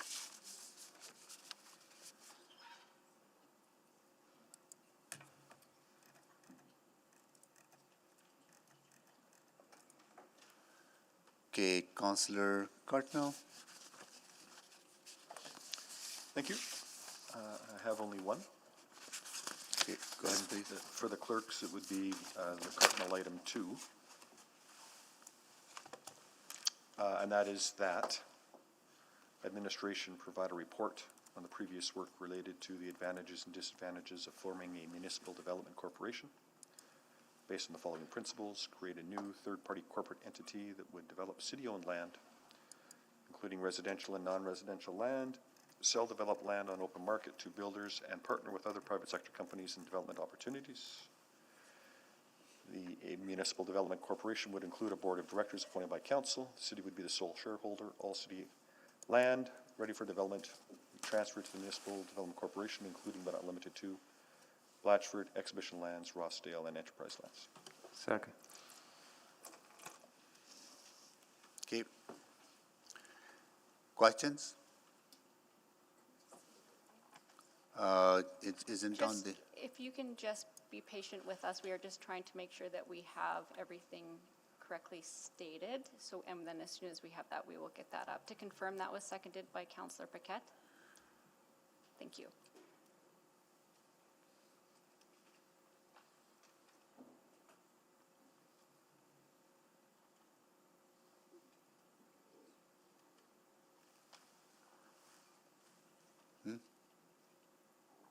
I'm just waiting, waiting for the wording to, yeah.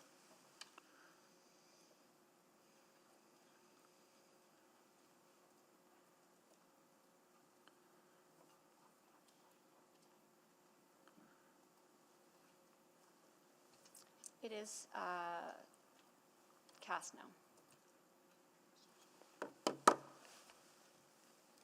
I'm sorry I missed that last part, sorry. Sorry, I misspoke, not cast. Displayed. Thank you. Okay, here we go.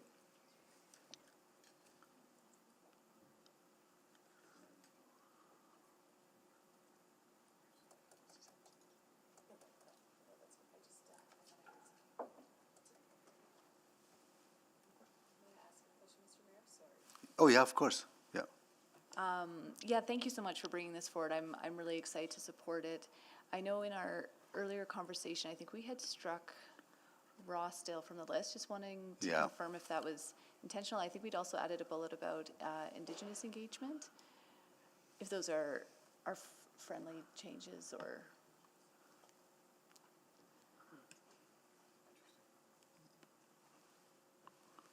Yeah. A question to the mover, sorry. Or if others have thoughts.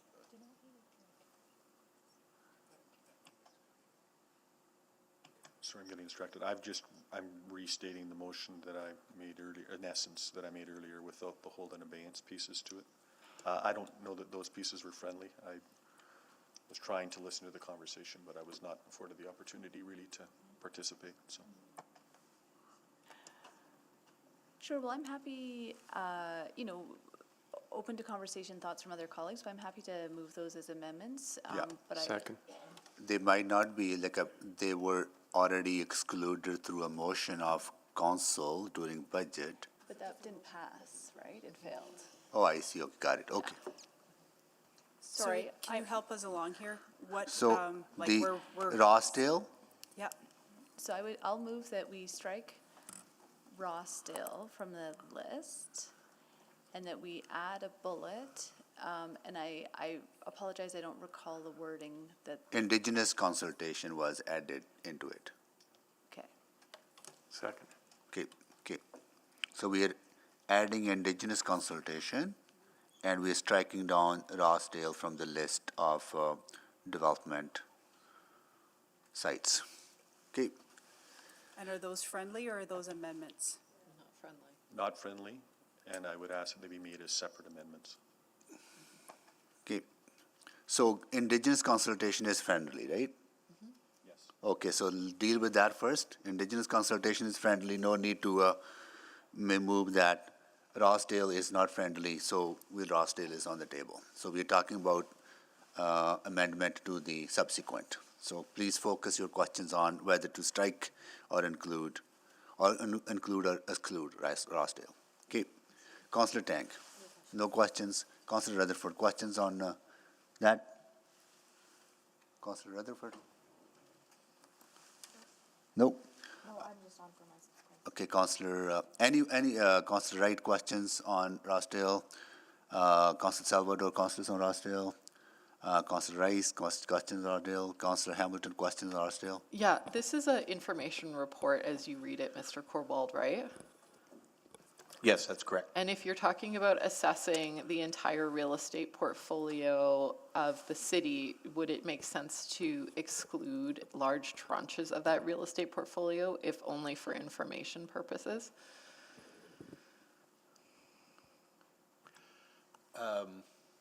No, that's not fair, sorry. Yeah, sorry, Maybe a better question is, what percentage of the real estate portfolio does Rossdale comprise? I would say a super small percentage of it from a land perspective. What do you think it comprises in terms of the, I'm going to say, sort of larger historical city building value? Oh, I think large. Okay. Yep. Yeah, I all mean, right. it's significant, as we saw with earlier deliberations last year. Yeah. So I'll be quick. I think excluding something from being part of information is a big miss. I understand concerns about governance around that piece, and I don't think this motion precludes it. But I think if we're going to talk about the entirety of our real estate portfolio, we need to include the entirety of our real estate portfolio and then decide from there what the best sort of path forward is. And not to I think there's a very valid and really good conversation to be had about not just Indigenous consultation, but co-building a development corporation. But I think we need the information to even start that conversation. Otherwise, I think we're missing a really big opportunity, frankly, for leadership here. I'll leave that there. Thanks. Thank you. Any more questions on this? Councillor Paquette? Yeah, I'm just wondering if it would make sense to add to maybe the, I don't know how we would amend that to indicate that Rossdale is obviously part of this, but there is a desire to have Indigenous consultation, and so it's sort of a little bit of its own separate piece, like it actually is. So I'm wondering if there's a way to amend the motion to indicate that. Yeah, I'm happy to, maybe what I would suggest, happy to withdraw the deletion of Rossdale, and then include in the Indigenous consultation, because I think if I'm recalling, the intent was that we didn't want to presuppose the outcome of the conversations around Rossdale. So if there's wording to that effect that we could put in, but I think. I have a recommendation, Councillor, if you'd like to hear it. I think we could put words to the effect of, like, keep it in there, and then put words to the effect that recognizing that Rossdale has significant cultural and Indigenous significance. Some sort of thing like that would allow us to come back for information and recognize that just for consideration. Okay. Any, Councillor Rice, you have question? Are you done, Councillor Stevenson? Sorry, Councillor Paquette. Yeah, if anyone wants to make that amendment, I'm going to guess that that's pretty friendly. Okay, it's friendly? Okay, it's friendly. Any more questions on Just to this? speak to it? You want to speak, when conclude? it's ready. I have questions. I don't know if that will. Oh, yeah, go ahead. Councillor Rice, you have questions on this? Okay. I have real concerns about having Rossdale even considered, because I just want to know, Rossdale is no kind of a regular real estate portfolio. It has very significant Indigenous history. Sorry to hop in. May I make one more suggestion? That at the end of that sentence that you created, we add until such time as Indigenous consultation is complete. Okay.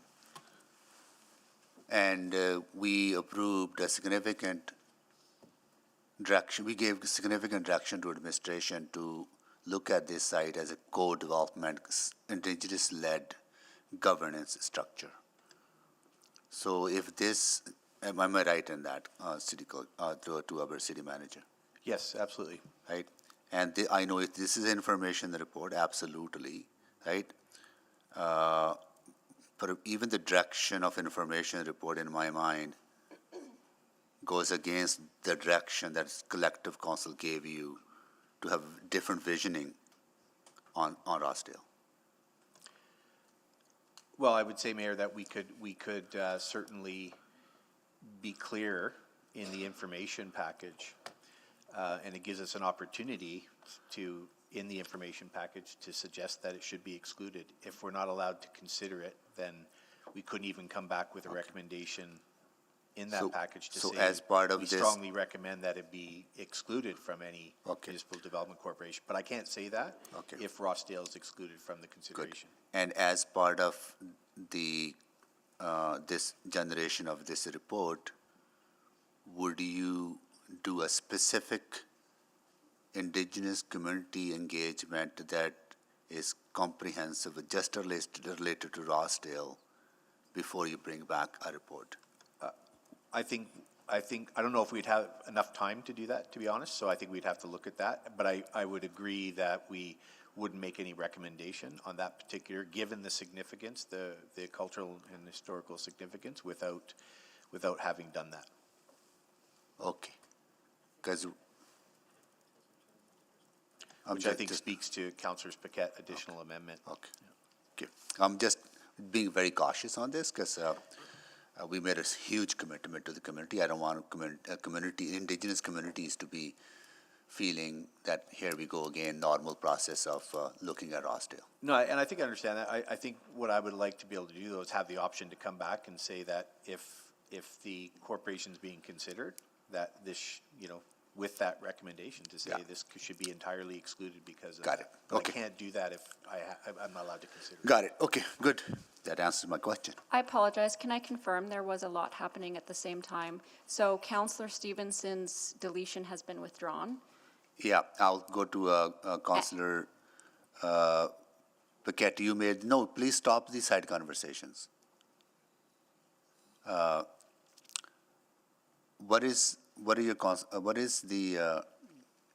are your amendment, Councillor Paquette? This was actually just a suggestion for Councillor Stevenson's amendment, because she is the one making the amendment. Okay, so what is your suggestion? Can you say that? We just add at the end, until such time as Indigenous consultation is complete. Second. Okay, good. Okay, Now we have something. Can I just confirm then Councillor Stevenson has not withdrawn her amendment? She has withdrawn her, Okay, so then what is the amendment from Councillor Paquette? Okay, so this is going to have to be a team up between Mr. Corbould and I because he had a first part and I had a second part. Mike, please. Sorry. I think the first part I had, Councillor, was recognizing the importance, the cultural and historical importance of that particular site. Yeah. And then- its significance and to then- Indigenous peoples. Yeah, and we'll add, and until such time as Indigenous consultation is complete. Yeah, I think that works. Yeah. Okay, And that's proposed as an amendment to Councillor Cartmell's motion. that's right. Okay, and can we confirm, is that a friendly or is that an amendment? It's friendly to me. Friendly? Okay, it is friendly. All right, good. Any more? I'll just speak to it really quickly, the amendment, and that is that I came here to Could you please Vote just and chew hold, bubble gum Councillor, and a mullet of bubble gum. Councillor Paquette, just hold on. I just need to ask if people have more questions. Anybody has any questions on this? No. Now you can speak, Councillor Paquette. Go ahead. I think I already said it. Okay, good. Anyone else to speak on this? Councillor Cartmell to close. Nothing more from me. Okay, so please vote.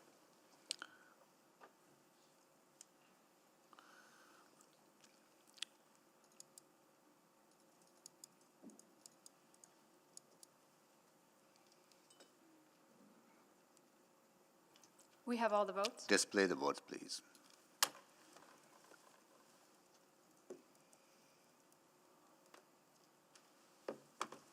That is carried.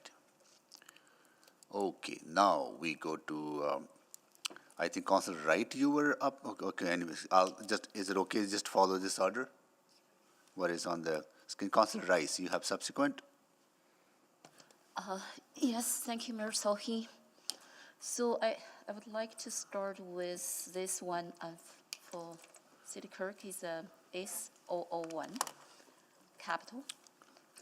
So the administration bring back the report to Urban Planning Committee by the end of Q2 2023, which outlines the community park amenities program approach and instead intended outcomes.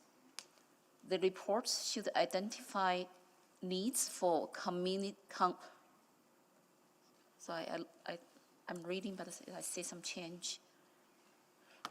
The report should identify needs for community park amenities across the city and a consideration for a potential program to address priority growth needs for the 2023-2026 budget cycle.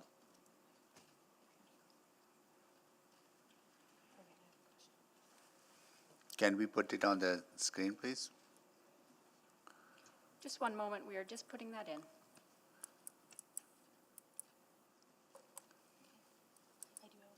Yeah, just hold on. I'm just waiting to come on screen.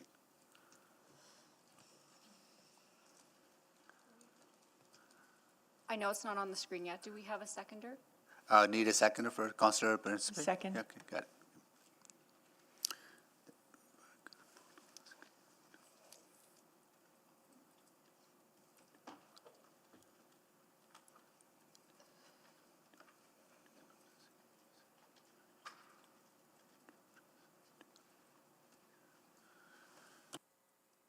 All right, so questions. Councillor Rutherford? Do I need to introduce? Yes, please, yeah. Thank you. So this subsequent motion is based on the withdrawal I presented in the capital budget. So it's looking at the demanding and the needs and from the community and across the entire city, and it's specific for the community parks amenities. And so right now, and then across our city, and then I understand our city, we have the community amenities framework. So that framework identifies some work actually supports our communities and to use the community park. But the amenities right now, and in some area, and that is not in good condition or they don't have at all. So this motion is intent and to look at cross-city community parks amenities needs to identify some priorities and to move forward from there. This is just a report for the information, and then we can take a look and see what is the needs, and then for the communities. Thank you. Thank you. Okay, Councillor Rutherford, you have questions? Go ahead, please. Yeah, when I read this motion, it actually reads like a direction on budget, because you're saying a potential program to address growth. We made our decisions on capital. We voted on capital. I could support a report that outlines the community amenities program approach and priorities. So we have that and we understand what are the next priorities, but I cannot support this subsequent, So I guess my question is, what is the intent of the bottom part of this amendment to the mover? So consideration of the potential program to address priority growth needs in the budget cycle. Thank you for that question. Actually, I'm thinking the same thing because I was reading and the wording keep change. So to me, this is more about the service. I would like to say this could be including under the city manager's authority for the service review, and then to look at what could improvement or other change happen, and for this community park amenities. I have no intention for the budget, but I do think that's neat to look at it right now and for community amenities. But community amenities and growth are capital. The OP12 in which you're referencing is operating. Can I get clarification from administration on if my understanding is correct?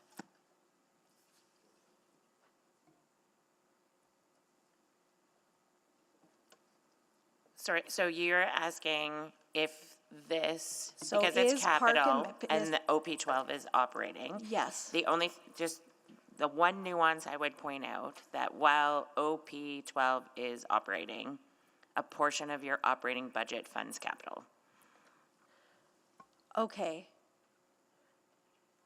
Okay, I will just speak to this. Can I speak to this quickly, or would you like me to come back to speak? I just want to know if mover will be amenable to just delete the last part, just end it at amenities across the city, and delete the consideration for a potential program. Maybe consider for a potential program as end it there. Don't make reference to the budget cycle. Will be okay that? Yeah. So I'm that okay for that. completely deals with your concerns, Councillor Rutherford? I'd still like to speak to it. Okay, no worries. Are you okay with delete, just so it will end at consideration for a potential program? Yeah. Yeah. Okay, got it. That's friendly. So Councillor Rutherford, go ahead, please. Yeah, well, I appreciate the intention of this amendment. It's fresh in my mind who voted yes and who voted no to the budgets, and anything that could have a potential impact on future budget discussions, including how we prioritize OP12 when there was a no vote to OP12, makes me think. So I will not be supporting this amendment. Okay. Thank you. Anyone else has any questions? Yes, Mr. Mayor. Councillor Paquette. Yeah, thank you. I'm just looking at this to administration. Would this need to be a report, or could this be a memo? 'Cause I don't see any analysis in there. It could be both. It could be both, either or. Correct. Okay. So if this Yes, fails. not both, either or, thank you. If this fails as a motion, it can still come to council as a memo. Correct. Yeah, okay. Okay. Thank you. Councillor Stevenson. And just from my understanding, is this new work? Like, do we not already have a community park amenity strategy?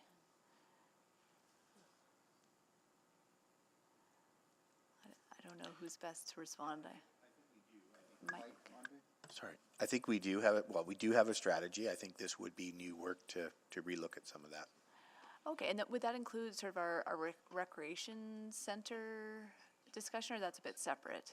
No, because I see this as focused on community park amenities. Okay. Okay. And then the value of council having that information is that we may make different decisions about how we prioritize. Again, just to avoid those like one-off requests coming forward, it would be an opportunity for us to think strategically about how we manage this moving forward. I'm just wondering if this gets us to a decision point that council weighs in on, or is it just information? Well, I think it would definitely be provided as information. I think we'd have to do the work. I just can't assess the value of that at this point, I would say. Okay.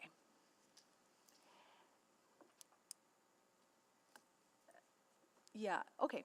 I'll just think about that. Thank you. Thank you, Councillor Stevens. Any questions? Any more questions on this? Okay, Councillor Rice to close. I just want to start to say, and this specific piece, and then is including our budget book, and identified many community parks, list the name across the city, and then as it needs to look at their amenities.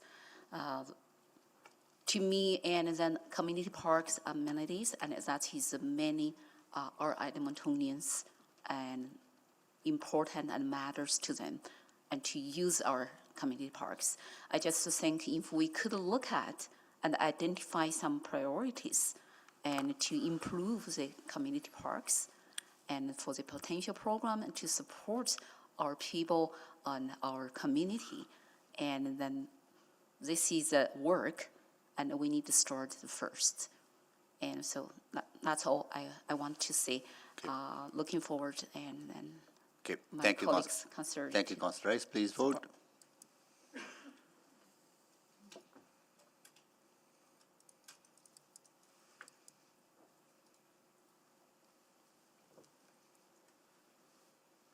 We have all the votes? Display the votes, please.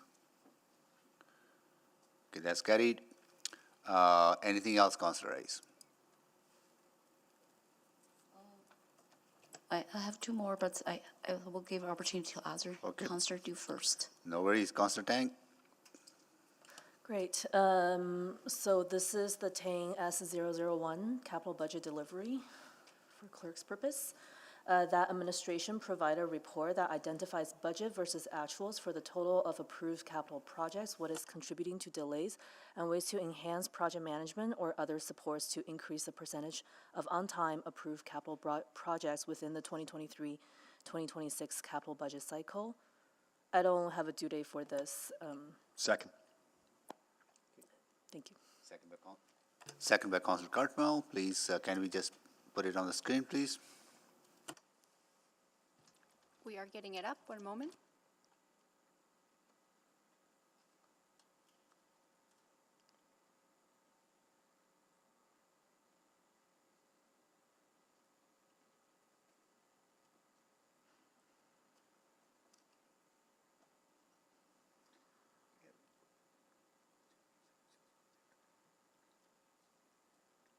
Okay. Questions, colleagues? Can I introduce? Oh, so please, go on, Councillor Kett. Yeah, for the last two budget cycles, we've seen consistently with budget outlooks that the city has spent, hovering around just under or hovering around the 60% of its allocated capital budget. This has undoubtedly contributed to projects rolling over into subsequent budget cycles. And when we approve projects, we make a promise to Edmontonians that these projects will be completed in a reasonable amount of time. I like to know that the projects we approve during this budget debate will be built, when possible, during this budget cycle. Of course, there's a lot of, factors we can't control, but within control, right? And the longer we put off projects, the more expensive they inevitably get, especially in an era of high inflation and climbing interest rates. There has to be solutions other than coming back for budget adjustments as project costs, increase over time. And I understand that there are a number of factors that contribute to this relatively low percentage, but I think we need to be more aggressive in advancing and completing our capital projects. So I'm interested in what options the city has at its disposal to increase its ability to deliver projects, and specifically on the project management side of the equation. And so this is the intent of this subsequent motion, is to really explore those options. Thank you. Thank you very much, Councillor Tang. Any questions for the mover or administration? Councillor Rice? Are you gonna? I have one question. Paquette as well? Sunny, yeah. We will get you up on the list. Oh, thank you. And Councillor Paquette as well needs to go up? We will get Councillor Paquette up as well. Thank you. Go ahead, Councillor Rice. Yeah. I know after budget, and then I do want to be really clear and be aware of our administration will be taking the huge amount of work based on the OP 12. And I also heard the capital will be piece of that, because related to that review, even it's operating for the service deeps review. Is this work to the question to Mr. Copo, is this work could be part of that, and you think it's a separate and a larger stream work, the big work? I don't think it's this part of DP12, but I think I'd like to get Mr. Lachlan to talk about the other project review we are doing based on other direction we've had. Thank you, Andre. The city manager has tasked us to complete a major project review, which is currently underway. In addition to that, the auditor has on their work plan to complete project management reviews. And then in terms of the introduction, the information that has been identified is information that's presented in the quarterly financial updates in terms of the details, and also provided in a corresponding quarterly memo that we provide to council. I did also hear the question about the cash flows or carrying over budgets. And certainly if there's information related to that the councillor would like, we can provide that information via memo. So there's active work on this in different fashions. Okay, so that means the work right now is underway, could provide the information respond to this request for this motion.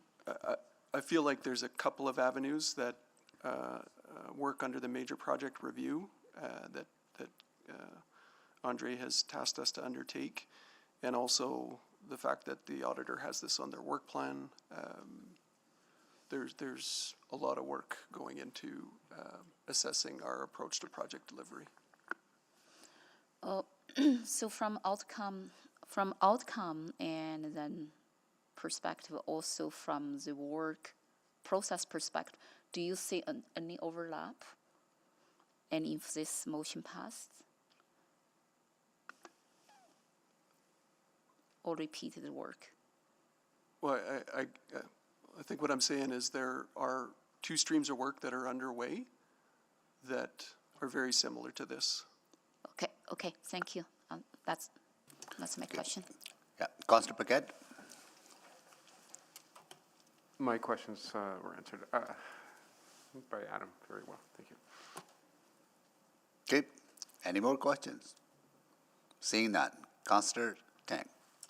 Yeah, I appreciate the follow-up context that there are existing work happening. That was not my understanding when I first had this conversation with administration. I do think, however, honing in and not necessarily just as part of the regular budget outlook. I want to have a dedicated conversation on the capital side, because at the end of 2026, I hope that we don't see 60%. I want to see 75, 100%, or I know 100% is very difficult, but certainly 75, 90%. And I know that's the goal we're striving for, and I think it warrants a public discussion with perhaps community input as well. And so I would strongly encourage my colleagues to support this, recognizing if there are overlapping streams, this is a way to pull it together. Thank you. Thank you. Please vote.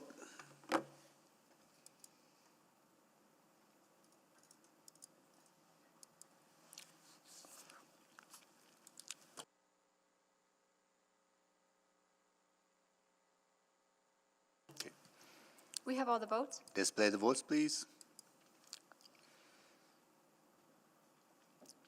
That is carried. Okay.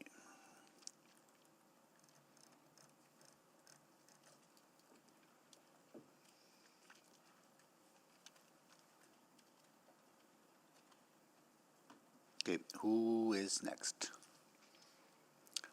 Councillor Stevenson? Yeah, I think the order's been changing on us a bit. Are we doing all of ours at one time or just one Let's at a time? do one at a time. Okay. So I'd like to move that administration work with, oh, sorry, this is my subsequent 006.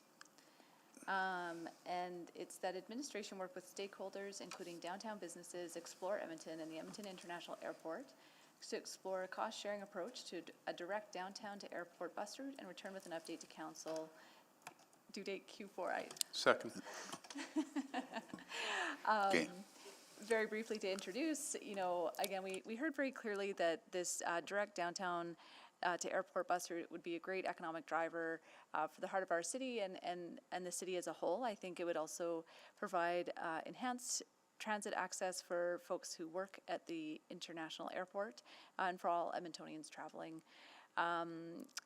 Again, we made trade-offs in this budget, but I think this is one that's still very much worth exploring, and doing it in partnership, I think, is a great way forward.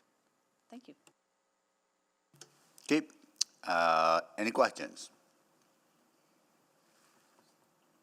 Questions? No questions, please vote.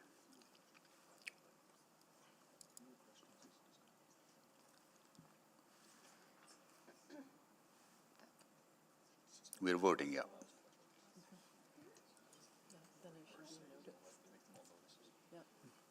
I agree.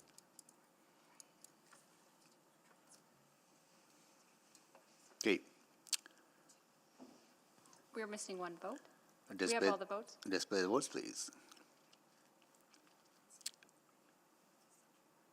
That is carried. Okay. Councillor Rutherford already had one. Councillor Rice already had one. Oh, Councillor Rutherford, you had one? Okay. Oh, I thought you did. No, I've just been on the board and keep getting bumped. Those were you were asking questions. Okay, you were asking questions. Okay, Councillor Rutherford. Thank you. So this is Rutherford S002 for City Clerk. That as part of the Office of the City Clerk Report Advisory Committees of Council Policy Review, the report includes considerations and potential financial implications of City Council establishing a new Seniors Advisory Committee, due date Q1 2023. Second. Okay, we'll just wait for the wording to appear.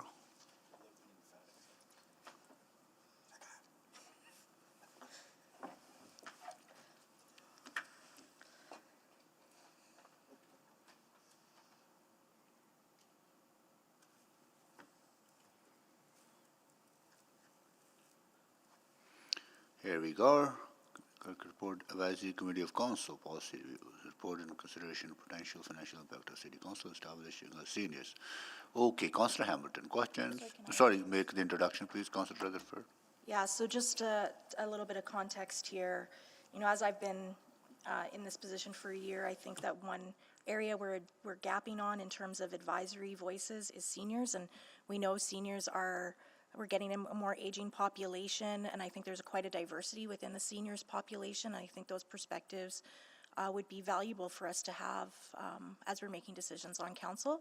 So this just would be in the context of work already happening for administration to bring back what and if any costs would this be, and then we can have that further discussion at that time. Thank you. Okay, Councillor Hamilton. This is starting to feel a little bit like initiatives, but I think the mover explained it well. That policy review, is that the governance? Is that AKA the governance review? Oh, where'd she go? She's run away on us. So this is awkward because I should not be sitting in this chair to answer this question. Yeah. So if you please, I apologize. Yeah, it's okay. Okay. I'm okay, yeah. Yes, so I know that the is answer. the review of the advisory committees that is ongoing, that is currently has a deadline for the report of Q1 2023, so the same timeline. Okay, so I don't recall that the scope of that report was to add new, but it was to frame up sort of the why of existing groups. Yes, I think we talk about it in terms of what would be eligibility. Okay. Or thresholds or situations that would lead to establishment. Okay. Excuse me, if I can also offer, this is Jennifer Flaman, that we also have the Edmonton Seniors Coordinating Council, so I'm not sure that this might be necessary. This might be duplicative. Oh, okay. So this is, I understand and appreciate where the mover's coming from on this. I wasn't, like, because I could probably add 5 other things to this in terms of underrepresentation or that.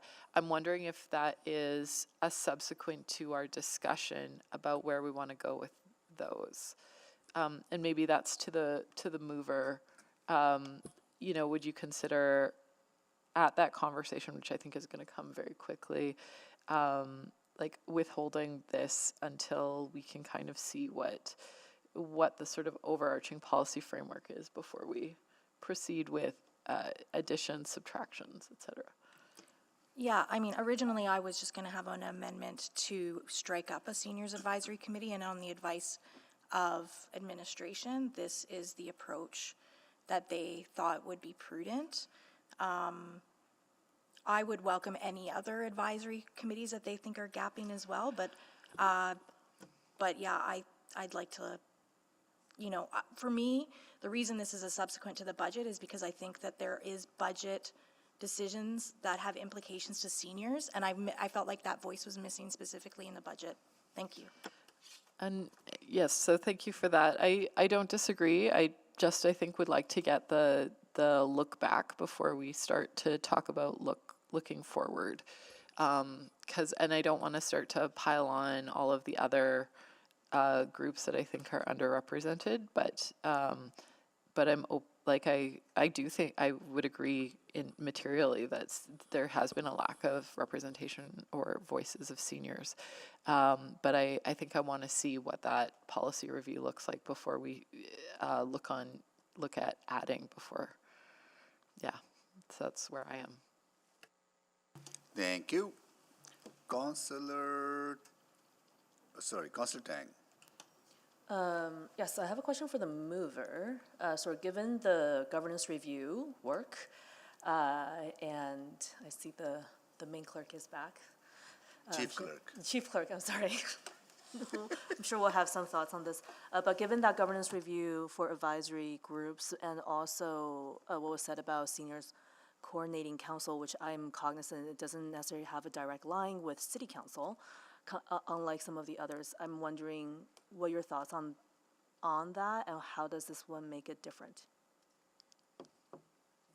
Yeah, I mean, I don't think that policy review is going to recommend that we strike out all our advisory committees. I think it's going to strengthen roles and responsibilities. I think it's going to maybe see if there's a scope creep, for example, but maybe I'll leave that to city clerk to answer. But I can't imagine that we're going to eliminate all of our advisory committees. And I don't see the harm, again, in this being integrated in that context. I think waiting until that report is just then making that amendment at that time, sure, but there'll already have to be a motion to strike up a committee at that point, whatever that report comes back at. So I just, feel seniors are a voice that's missing, and again, don't feel that this is duplicative to that other council because this is a direct line and an advisory for council. Thank you. Thank you, that's all. Councillor Rice. Thank you, Mayor Sohi. So, Mr. Koval, and then I don't know if you can ask this question, but I'm going to ask. And then, yes, we do have many committees in our city. So I'm wondering and if there any other committee for their scope and could cover this. Yeah, Councillor, I would say no, there isn't. And I'll just take the opportunity, because I'm being asked a question as well, to say that I don't think there's any duplication here with the report that we're already working on. And I was one of the ones who worked with Councillor Rutherford on this because we've had some seniors misses, I would say, in the last 4 months associated with budget and other things that have concerned me. So I'll just say on behalf of all of administration that I would welcome this motion because, and there may be others that we can talk about, but I know for a fact that we would be recommending something, I guess, in the report anyway, so we might as well start working on it from my perspective. We've had some recent misses that have caused me concern on the housing front, on some pilots that we've done. So I would like to, we're eager to get at this if asked to. No, I'm not finished yet. So I strongly agree, and the senator's voice is missing in this budget process in the past few months by looking at the programs and initiatives and projects in our cities. I have two other motion related to seniors as well.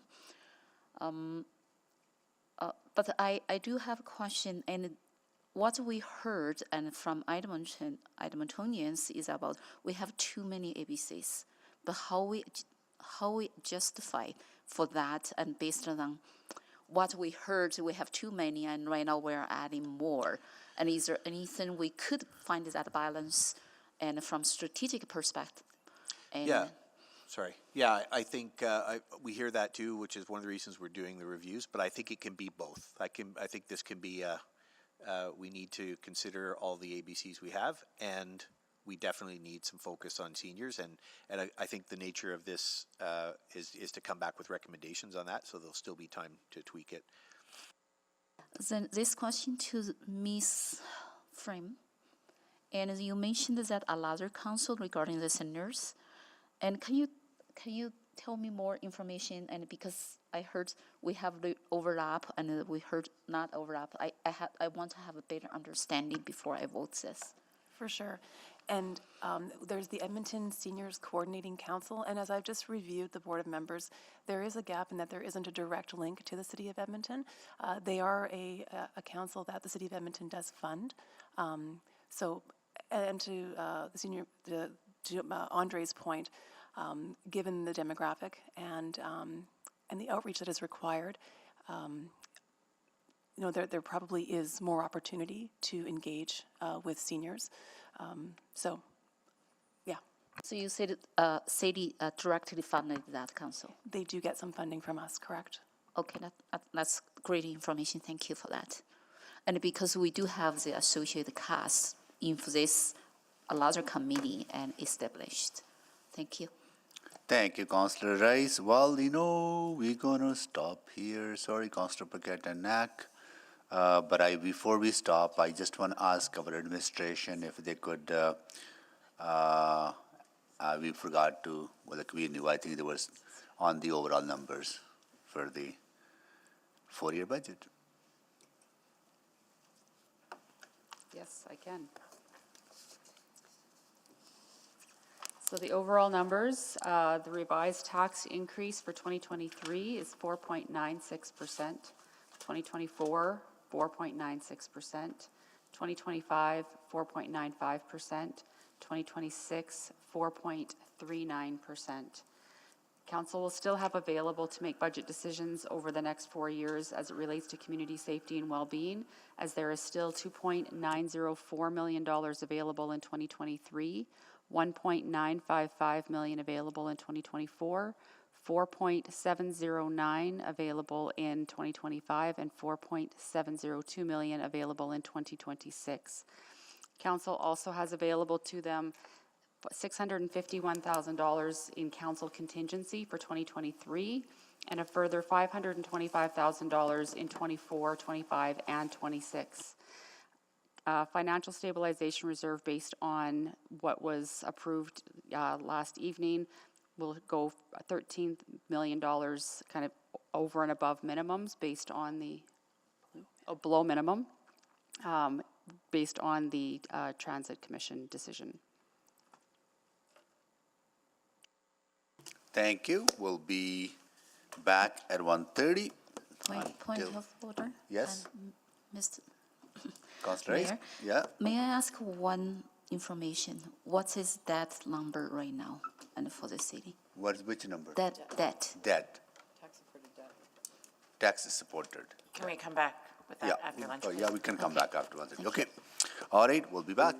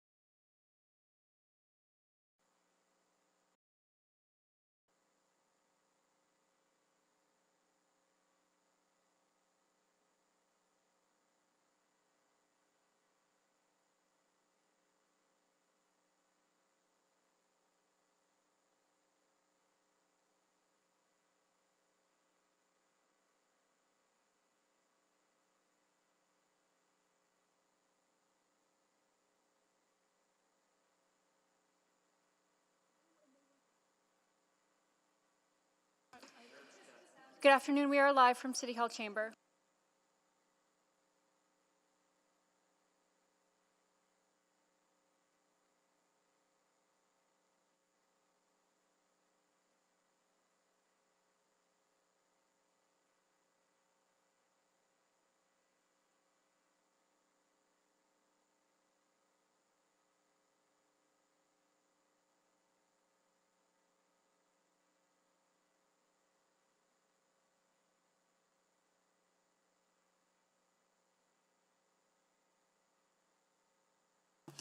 Michael? Michael?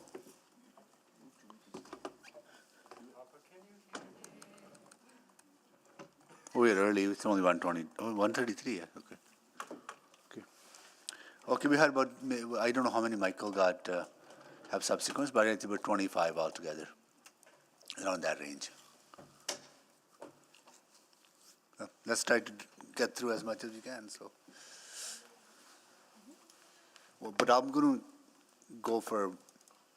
rotate, at least everybody gets one, right, instead of going everybody once, right? Yeah. Okay.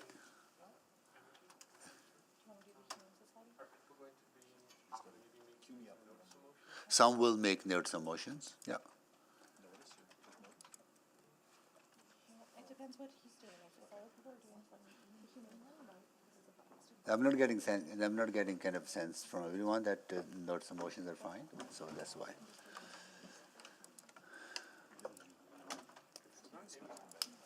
Yeah.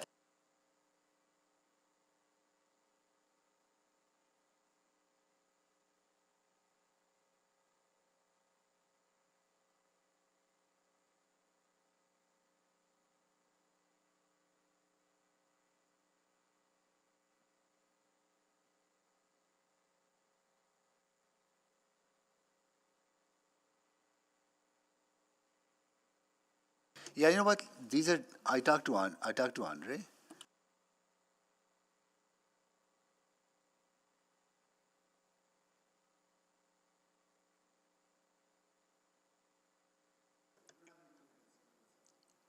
Well, I haven't gone through all of them in great detail or heard the debate, but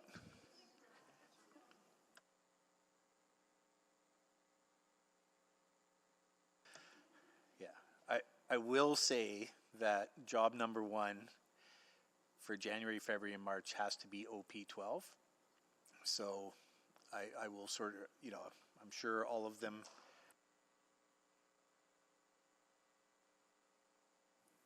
Mayor, I'm sorry, it's just we have people online who can't hear you.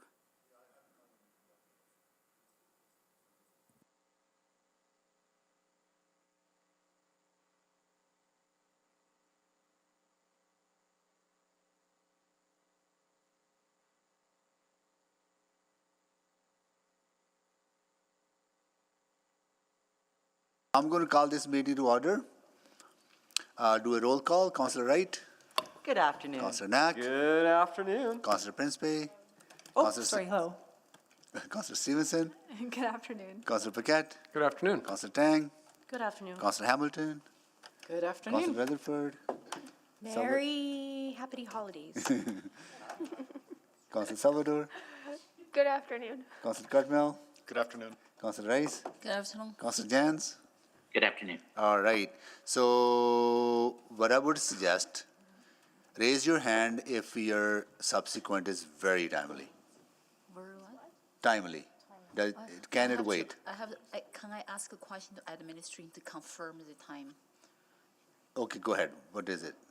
I would like to ask Ms. Frame. Jennifer? Jan? So my question to you is, if I make the notice of the motion right now and then move this to the January to make this motion, will be the time, will impact your team's work for my subsequent motion? Which is on the floor now? No, this is my one.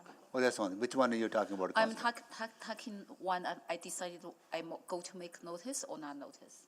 Or just the notice is okay? Notice is perfect. Okay, good. Wonderful. Anyone else has a timely one? Okay. Which one, Councillor Stevenson? It is The subsequent number 7, do you want me to? Can you just tell me which one it is? It's just about talking about residential development incentive program, because it needs to be part of a report that's coming back in Q1. Okay, it's Stephanie? Tell me it's timely or not. It's timely because the report's coming forward in Q1. I'm happy to address it also just in the report itself. Yes. You want to make it? Yes. Okay, well, okay. Any other timely ones that you think we need to talk? I'm not sure. If you're not sure, that means it's not timely. Okay. Okay. It's for you. Okay. Okay. Okay. It's for you. For me, what is it?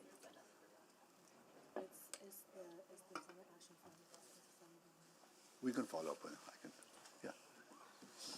yeah, okay, don't worry. Okay. Just finish this one on the. Councillor Principe? Thank you. Oh, Councillor Principe. Any timely one? Thank you, Mr. Mayor. There is one that I consider is timely. And Clerk Stolars, it's Principe S001, that administration provide a report on the 132 Avenue Renewal Project, including the policies, rationale, and process that inform the current design with 2 lanes of travel and a consideration of refiguring the design to retain 4 lanes of travel along the corridor, and that the report return prior advancing a decision to City Council regarding the approval of a standalone profile in 2023 to deliver the project. Okay. Need to know from Adam. For sure. Is it timely? Yeah. Okay, good. I'll come back to that. Okay, that's it. Councillor Principe, one Councillor Stevenson, and that's it. Okay.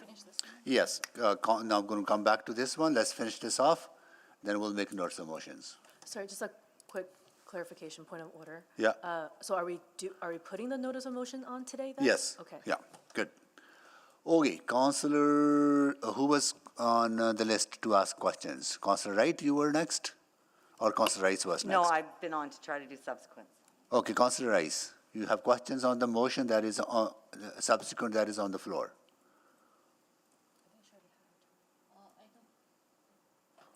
For this, no, I already asked my question, I Good, think. oh, good, right on. Anybody else has questions?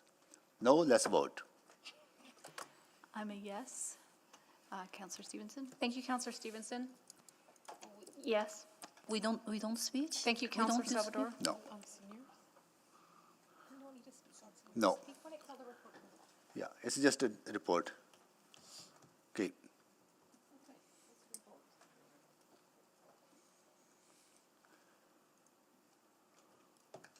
I'm a yes. Thank you, Councillor Cartmel. We have all the votes. Display the votes, please. Okay, that is carried. So I need some guidance from clerk now. For notes of motions, which meeting will they go to? Which meeting do we need to identify? It are you asking, what are you asking? Sorry. Today we will give notices? Yeah, and at the next, So just all the of- next council meeting? Yes, so Okay. when you give notice, just to be real clear, so everybody knows, when you give notice, you have to tell us when you're bringing it forward. Okay. So now that we are going to finish this council meeting, the notices don't all have to come back to council. If you want them to come back to the appropriate committee, don't tell us what committee they're coming to. We'll read the notice of motion, and based on the bylaw, not membership, we will decide where they go back to. Okay. If you happen to pick a committee you're not a member of, you cannot give notices of motion there. Okay. Thank you. Okay, we'll start with Councillor Wright. You have notice of motions. Yes, I do, and I'm not sure in regards to user fees, would that come back to executive committee? That one would. Sorry, that was totally my fault. That would come back here to council It for a would- conversation, first of all, yeah. Okay, thank you. Okay, so my first one would be subsequent 5, I guess. So giving notice that administration provide a report on the opportunity costs, revenues, and implications of adding spectator admission fees to City of Edmonton ice facilities to better align with the funding structure used by Edmonton Minor Soccer Association, including free access for players, coaches, and options for season passes. And to come back to, or to be motioned at next council committee, or meeting. Anything else? Yes, number 6. Can you please just give us one moment while we Yep. make sure that we have this?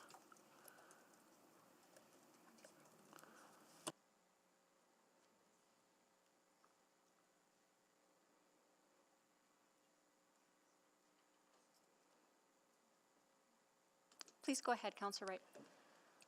Okay, that administration provide a report on increasing the fine for traffic bylaw 5590 related offenses related to obstructions along road right-of-way being increased to $2,500.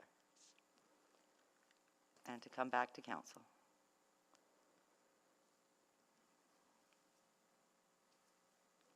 And one more, last one, real quick. That administration provide a report on increasing the fine for bylaw 13145, animal licensing and control, interference with peace officer, parkland to $250, and how that could increase revenue. That's it. Oh, and council.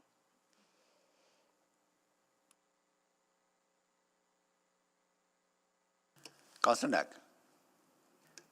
Thank you, Mayor Sohi. I only have the one, which is now in there.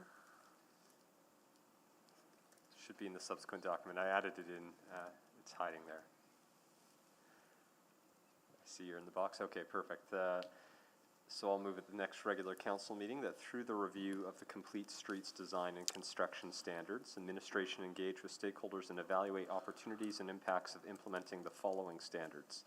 1, when reconstructing a road, sidewalk, multi-use trails will be the standard instead of sidewalks. Number 2, installing raised crosswalks running parallel to arterial collector roads that intersect with local roads at key locations in residential communities. Number 3, installing raised crossings at all alley access points. Number 4, requiring boulevards on all roads. Number 5, curb extensions will be the standards at most intersections. Oh, and report back to Urban Planning Committee on September 19th, 2023 through upcoming report IIS 01428, Standards for Public Realm Infrastructure. Okay.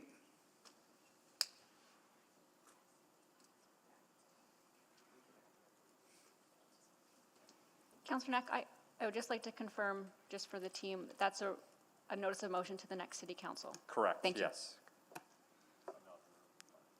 Good. Ready? Okay. Councillor Principe? Go ahead. Is this now, my notice is a motion? Yeah. Or do I? Then there's some motions. I will come back to urgent ones later on. Perfect, sounds good. So that administration incorporate into its upcoming report on the affordable housing strategy the following information: comparison of affordable housing options to provide information on best value for money, and lessons learned, opportunities and challenges. Due date Q2 2023. Thank you. You'll do that at the next council meeting. Yep. Good. Okay. That was the next city council meeting? Thank you. Correct. Okay, we have that one. Okay. Anything else, Councillor Principe? Yes, sorry, I do have more. Draft number 3, motion number 3, that administration not begin any new offerings to sell any surplus school sites, excluding the first program surplus school sites, Dunluce and Sifton Park, undertake a review of all surplus school site policies, and provide a report with proposed options for the use of surplus school sites, including remaining as open space, using as urban gardens, or possible future school site. Due date Q4 2023. At the next council meeting. Thank you. That's it? Okay. Thanks for always reminding me, Mr. Mayor. Cool. There was one more.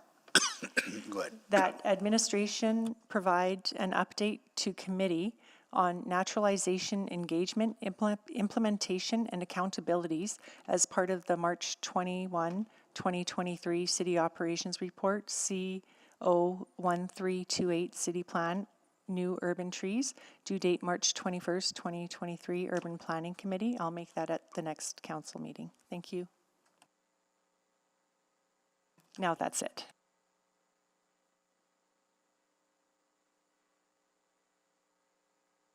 Thank you, we have that one.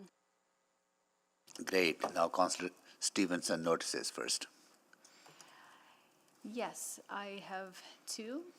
The first is that I will move at the next regular council meeting that administration work with the Chinatown Transformation Collaborative and report annually to highlight initiatives and progress on the Chinatown strategy.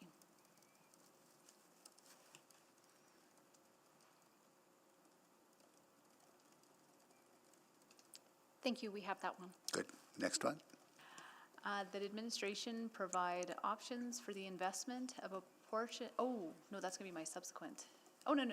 That administration provide options for the investment of a portion of assessment growth into strategic priority areas like housing, climate change, and other programs as part of the 2023 spring supplementary operating budget adjustment. I'll be moving that at the next regular council meeting.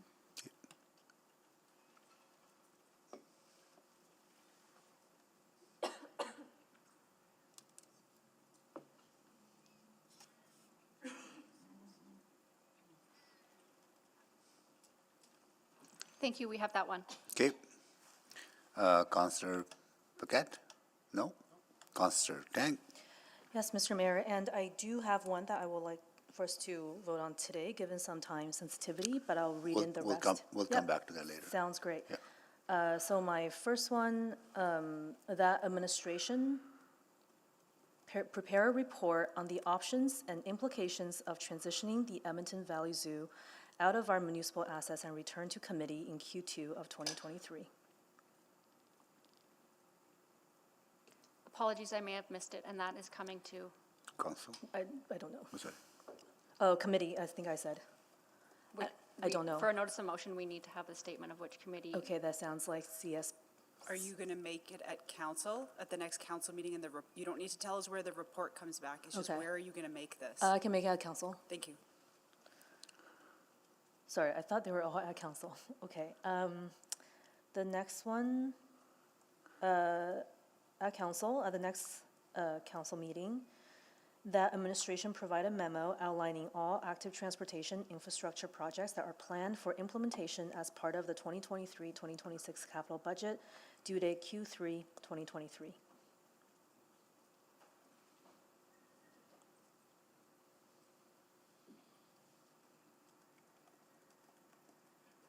Thank you, we have that one. The next one, I think 4, at the next CSPS committee. I think I'm still on that. That administration will work with Explore Edmonton to provide a report to committee on how Explore Edmonton can proceed with the tourism master plan and support the work associated with after-hours support for the nighttime economy within Explore Edmonton's existing budget. I actually don't know if the committee is appropriate, but welcome your feedback. Is that okay, or should I say council? Should it be council? Council? Yeah, I don't have it in front, I don't have it in front of me. Just do council. Okay, I'll do council.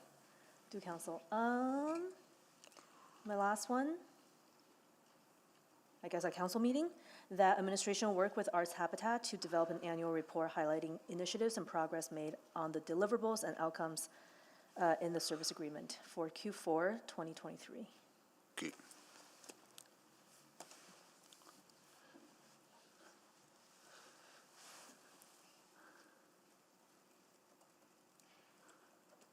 Thank you, we have that one. Great. All right. For me, this will be at next council. That administration work with GEF Seniors Housing to provide to committee an annual financial reporting, including all deficits and year-end variances.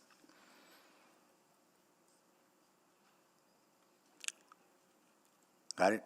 Thank you, Mayor, we have that one. And the next one is, and again at council, that Explore Edmonton return to City Council with a plan to manage the annual net operating requirements of 11.7 million for 2024 and beyond as outlined on page 762 of attachment to the November 14, 2022 Financial Corporate Services Report, FCS 01394, and the return to council with an update. Thank you, Mayor. We have that one. Good. And I have another one, but that might be a little urgent, but I'll come back to that after we've gone through the list. Okay.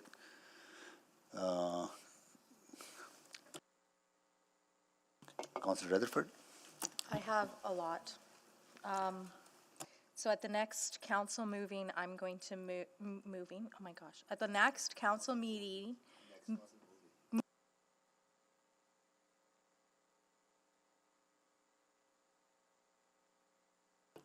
at the next council meeting, I am going to move that the Parks and Road Service, oh, wait, no.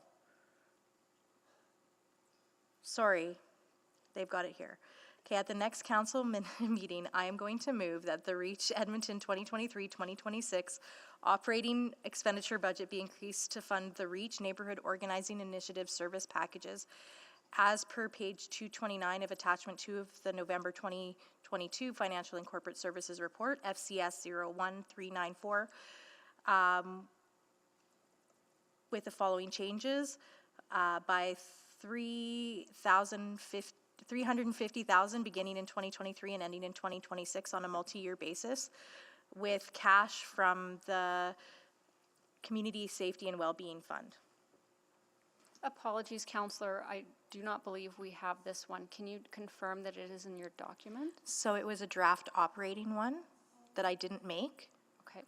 And then since there was changes in the availability of that fund, I'm making it as a notice. So I tagged the city clerk saying my intention to move that as a notice. Oh, got it. Can I confirm that's that was intended to be OP010? Yes. As a reference? Yes, that is correct. And that Except the funding, not from the tax levy, but from the Community Safety and Wellbeing Fund.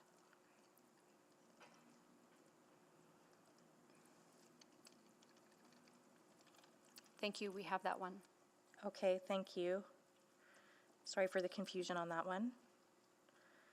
Okay, then my next one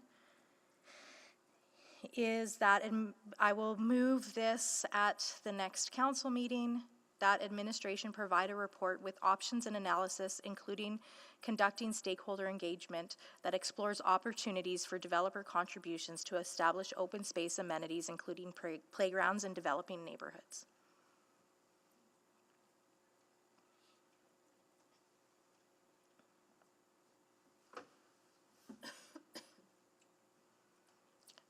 Can I do the next one now? Just a moment, please.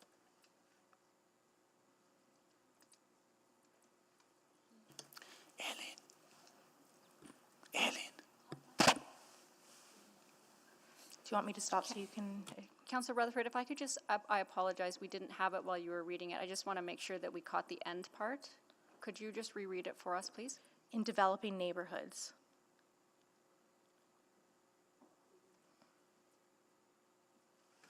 Thank you. We have that one.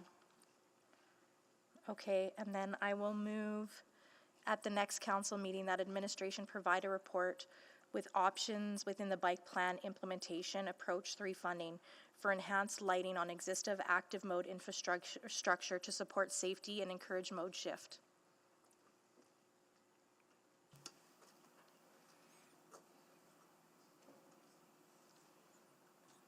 And I just have one more. Just one moment, please.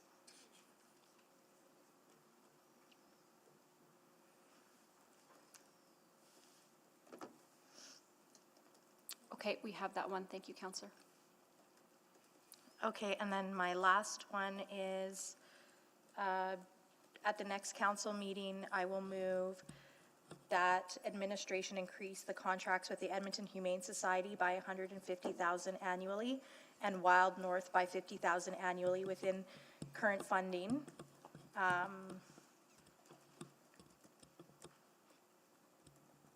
Within current funding for that Animal Care and Control Center has.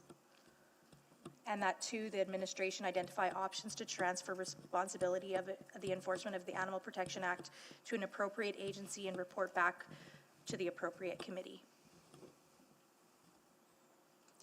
Thank you, Councillor. We have that one. Got it. Okay. Thank you.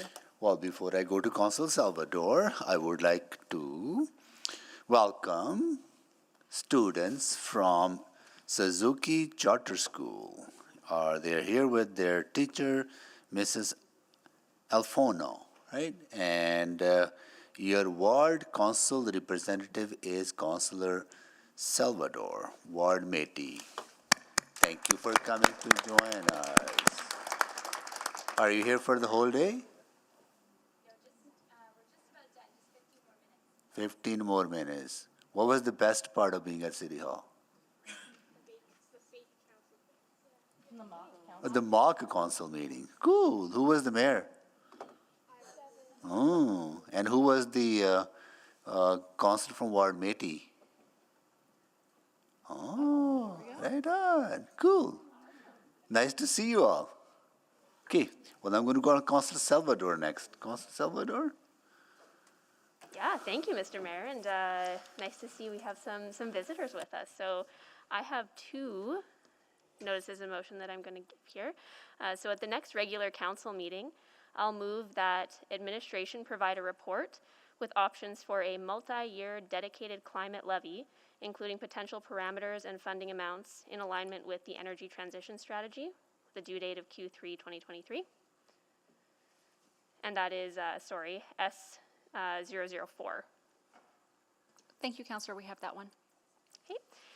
And then at the next regular council meeting, I'll move that administration include an updated plan for service commencement for the Metro to Blatchford extension as part of the fall 2023 supplemental operating budget adjustment. And I don't see that one has a number in our shared document. But it should be right at the end. Thank you. We have that one. Thank you. That's all. Councilor Rice? Thank you, Mayor. So here I have two. The first one is S002. I would like to move, on Lakes regular council meeting, I would like to state that Community Recreation and Culture Branch develop a new seniors promotion rate for city-owned recreational center to encourage participation in non-peak times at the city recreational facilities to be considered as part of the 2023 spring supplement operating budget adjustment. Thank you, Counselor Rice. We have that one. Thank you. The next one is S003. I would like to state on next regular council meeting that administration provide a report includes there are 4 parts here. Part 1, previous assistance snow program provided by the city of Edmonton.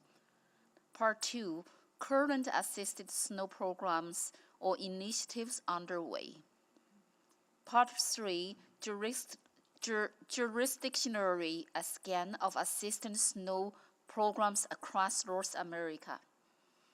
Part 4, summary of potential opportunities for assistance snow program enhancements for Edmonton and including potential partnership opportunities as well as an estimate of resources and cost implications. So that's due Q2 2023.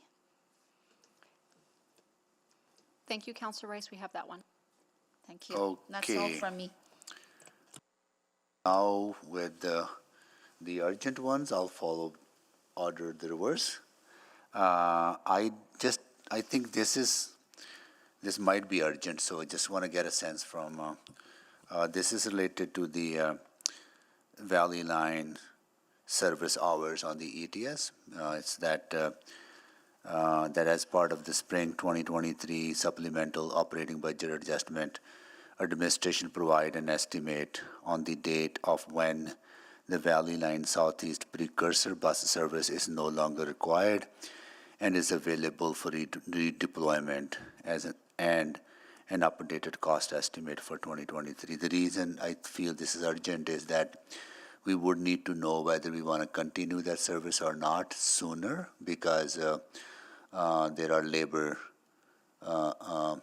implications that if we don't, then the administration would have to start working with the union on some of those positions. And if we want to continue it, then there'll be indication for those workers whether they'll be long-term there, right? So that's why it's a little urgent. So I'll take the chair to give the chair to Councillor Wright to move this. This is the S002. Yeah. So I'll make it again.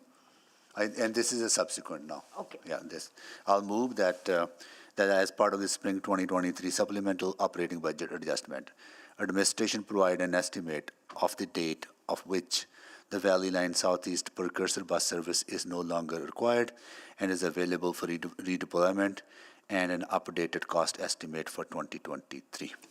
Second. And you've just made the motion? I made the introduction already. Okay. Yeah. So, anyone, questions? No, Mayor, did you want to close? No, look forward to the report. Please vote.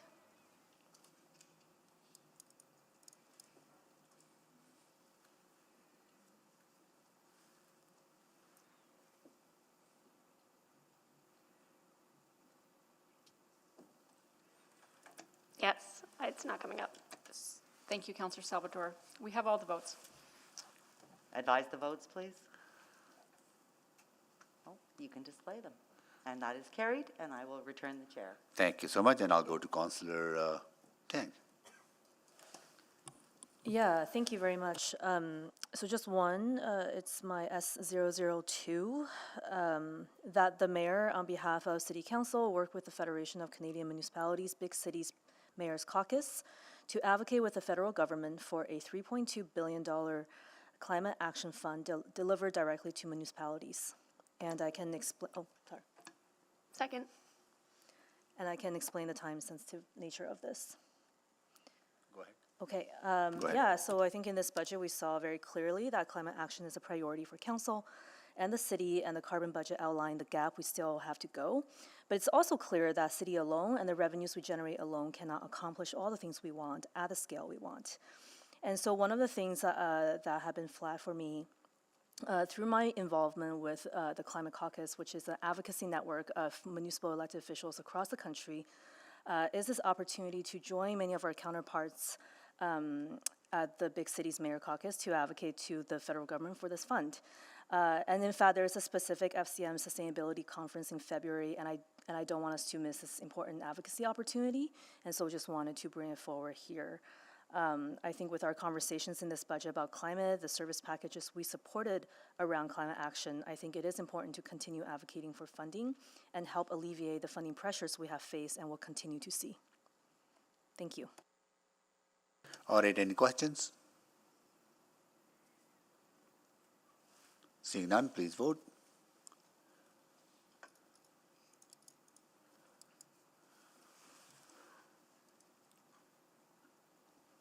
We have all the votes. Display the votes, please. Oops, not yet. That's carried.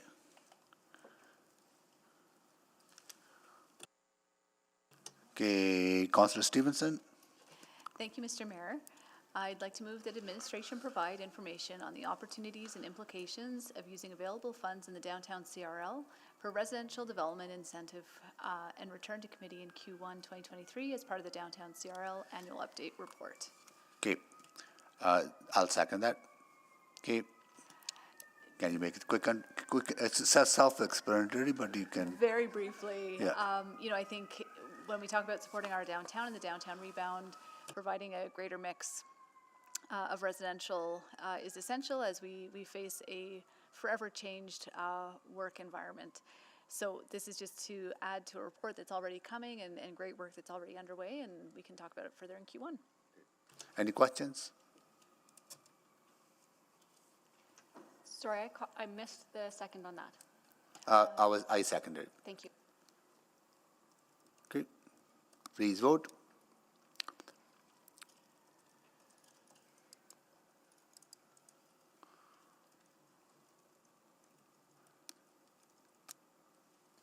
We have all the vote. Display the votes, please.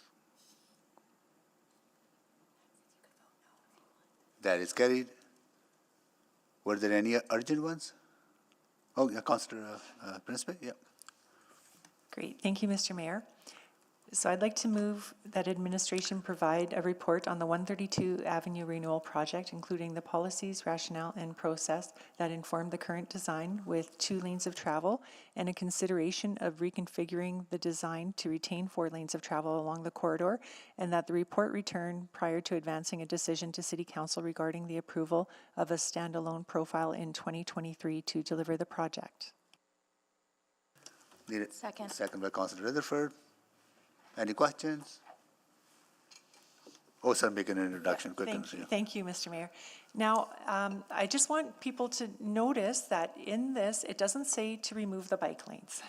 It says to retain the 4 lanes, and I'll explain why.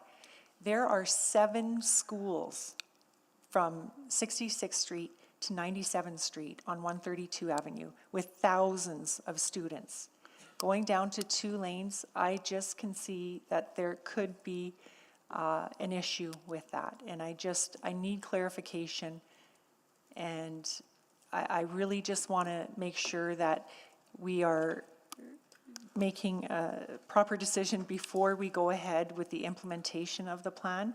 I just want to ensure that all of that has been taken into consideration and that those issues won't occur. So I'm available for any questions. Yep. Councillor Paquette? Yep, to the mover. So if I'm understanding correctly, you just want to hear the rationale for why the design is what it is, and you want some justification for why not 2 lanes, and that will be in this report, and that way you will have more information to bring back to your neighborhoods. No, not exactly, not just that, but to actually reconsider and possibly keeping it to 4 lanes. Simply, like I said, there's 7 schools within that area. Okay, so my issue then to administration is, so this isn't a report, this is a body of work of reconsideration then?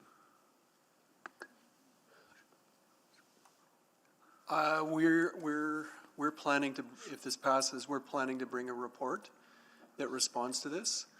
We would need a decision because we are getting ready to tender for the 2023 construction season. And so any contemplation of adjustment, we need to know ASAP. And so we'll bring this report as fast as we can, but the work has progressed to the point where we're going to tender next year. And if we have different direction, we need to know that. Okay, I'm a little bit concerned by that. Thank you. Councillor Salvador? Yeah, I had similar questions to Councillor Briquette. I guess where exactly is this project in the PDDM process then? Well, it's going to tender, so okay. It's. So we've done extensive engagement with community. You've arrived at a design, and then this would be revisiting that. Correct. Okay, and apologies. It's just trying to contemplate as I'm reading it here. Yeah, is this it's not typical for council to sort of intervene at this stage of a project once we're already going to tender, is it? Under the capital governance framework policy of council, the 2 opportunities for council or where council should weigh in on projects is at checkpoint 1 and checkpoint 3. Right, and we're beyond that. However, past practices have resulted in council weighing in at different checkpoints. Okay, and then maybe just to the mover, I'm looking for more rationale, maybe stronger rationale around why we would intervene at this stage. I appreciate it. I have brought this up a lot over the past year, but just found that I was not making progress with it, so I felt that this was what I needed to do. So again, this is a bus route with, as I said, I know I'm kind of overstating it, but 7 schools with thousands of students.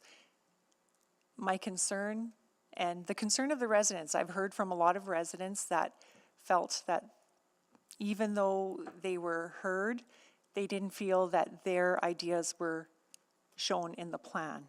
So that's a big concern for me. And their concern is taking it from, they want to see 4 lanes instead of 2 lanes. correct. And is the rationale to accommodate additional traffic? No, not at all. No, just to not congest the already congested traffic. Right, but I guess just from like design principles and planning principles, wider roads don't necessarily alleviate that congestion. So I'm just, yeah, I'd be worried that the rationale behind this intervention is a little, yeah, just it doesn't seem as strong as it would need to be in my mind to reach it and revisit this, but I'll listen to colleagues. Thank you. Thank you, Councillor Salvador. Councillor Jans.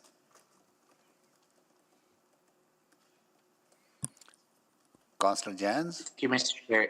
Thank you, Mr. Chair. Can you hear me? Yeah, we can, yeah. Cool. Yeah. Can I ask the mover, well, no, let me ask administration what the cost implications of this would be. Like, would it incur more costs or fewer costs? Cost implications of what specifically, Councillor Jans? If the review was to change, to reconfigure the design to retain 4 lanes of travel? Council directed us to change the plans that have been developed. It would be going back to do redesign, additional or re-engagement, and basically starting over at a point of concept. So don't have the numbers in front of me, but we would identify that in the report. And I'm assuming it would cost more to clear snow on 4 lanes of travel instead of 2 lanes of travel. Yes? Well, I think maybe just as context for the reconfiguration of the road right-of-way, I don't necessarily think the same amount of pavement will be there, but with the reconfiguration, there are bike lanes, there are active shared use pathways for active transportation sidewalks. So the degree of snow removal may be the same. It'll just be using different equipment.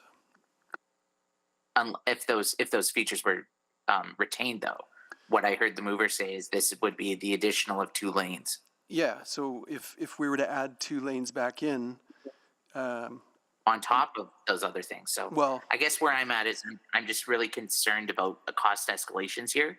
And a plan was made. I'm assuming a transportation demand management study was done. I'm assuming a traffic study was done. And just right now, after we've just gone through the entire budget process, I'm just worried about unforeseen cost creep. If we were asked to reconsider this to add lanes back in and accommodate the active transportation and bike plans, we would have to reconfigure the right-of-way, and there may be land implications, so that's why I say it would have to be a redesign. Yeah, thank you for that. I can't support this. Can I just clarify? I'm not sure. Just hold on. Councillor Jans, can you ask Councillor Principe a question to clarify? No, I'm good. Okay, sorry. Maybe Councillor Cardinal can do that. Councillor Cardinal? Thank you, Marsohi. So perhaps to the mover then, so it's my recollection that we have Queen Elizabeth High School on 95th Street, along 132nd Avenue. Queen Elizabeth High School, 95th Street, Killarney School, 92nd Street, St. Cecilia Junior High, O'Leary High School, and St. Matthew's School on 88th Street. So we have roughly 6 blocks with roughly 4,000 students all entering the schools at the same time. Is that fair? That's correct. And so we've got school buses arriving that currently take one traffic lane, leaving one through lane in each direction because those schools are on either side of the street. Correct. And currently there are 4 lanes there. So there's 4 lanes there. 2 are not really travel lane. They're parking lanes when, at the morning rush and at the afternoon rush for school buses and for pickup and all of that. Correct. Right? Is that part of the problem? That's right, exactly. So it's not necessarily that there's a need for a 4-lane arterial right here. There's the question is, how does all of that happen every morning when part of that space is consumed by a bike lane? That's exactly right. And really what you're asking is, have we thought about that? And before we go ahead and build it, maybe we should make sure we've thought about those elements for that conflict. Is that fair? That's fair. Okay, thank you. That's my understanding. Thank you. Councillor Wright. Thank you. I'm just wondering, I've heard reference back to it was originally designed as a 4-lane and then now it's been reduced to a 2? The existing roadway configuration is a 4-lane collector. We have spent years engaging and redesigning this to get to a more appropriate configuration for a collector roadway, which is predominantly 2 lanes of travel, active transportation corridors, bike lanes, and it does provide for parking and school drop-off as part of the design. Okay, so would there ever be the potential, like as it further develops out that way, that it would go back to a 4-lane? It's a collector roadway. Okay. So, Our no? standards are not 4-lane Okay. collector roadways. Okay.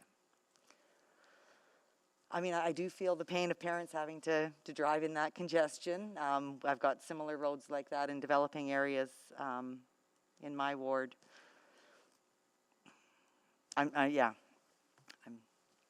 I'm not sure which way I'm going to vote on this. Thank you. Thank you. Councillor Rice. So this is about transportation safety, right? Whenever we redesign a road or reconfigure a road, transportation safety is always a priority. So then I'm asked a question. This question I want to ask everybody here to think about what's the cost of our student life?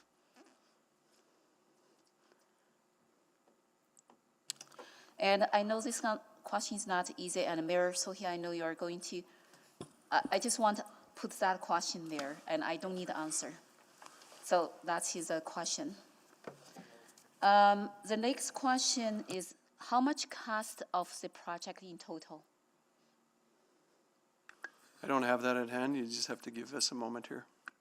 Thank you. So I would like to know how much the cost total of this project.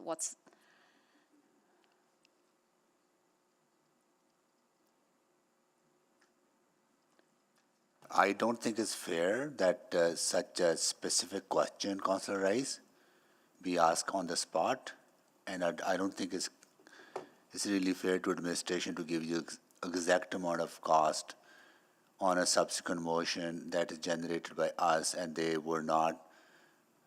didn't bring it forward, so they wouldn't have that information available right away. Unless they can find out, it's a different thing, but I don't think we got to give them some heads up if we're going to ask these kind of specific questions. What I can tell you is that our design costs to this point are $2.8 million, and we're just trying to confirm construction costs. Okay, thank you. That's my question. Yeah, thank you. Councillor Stevenson?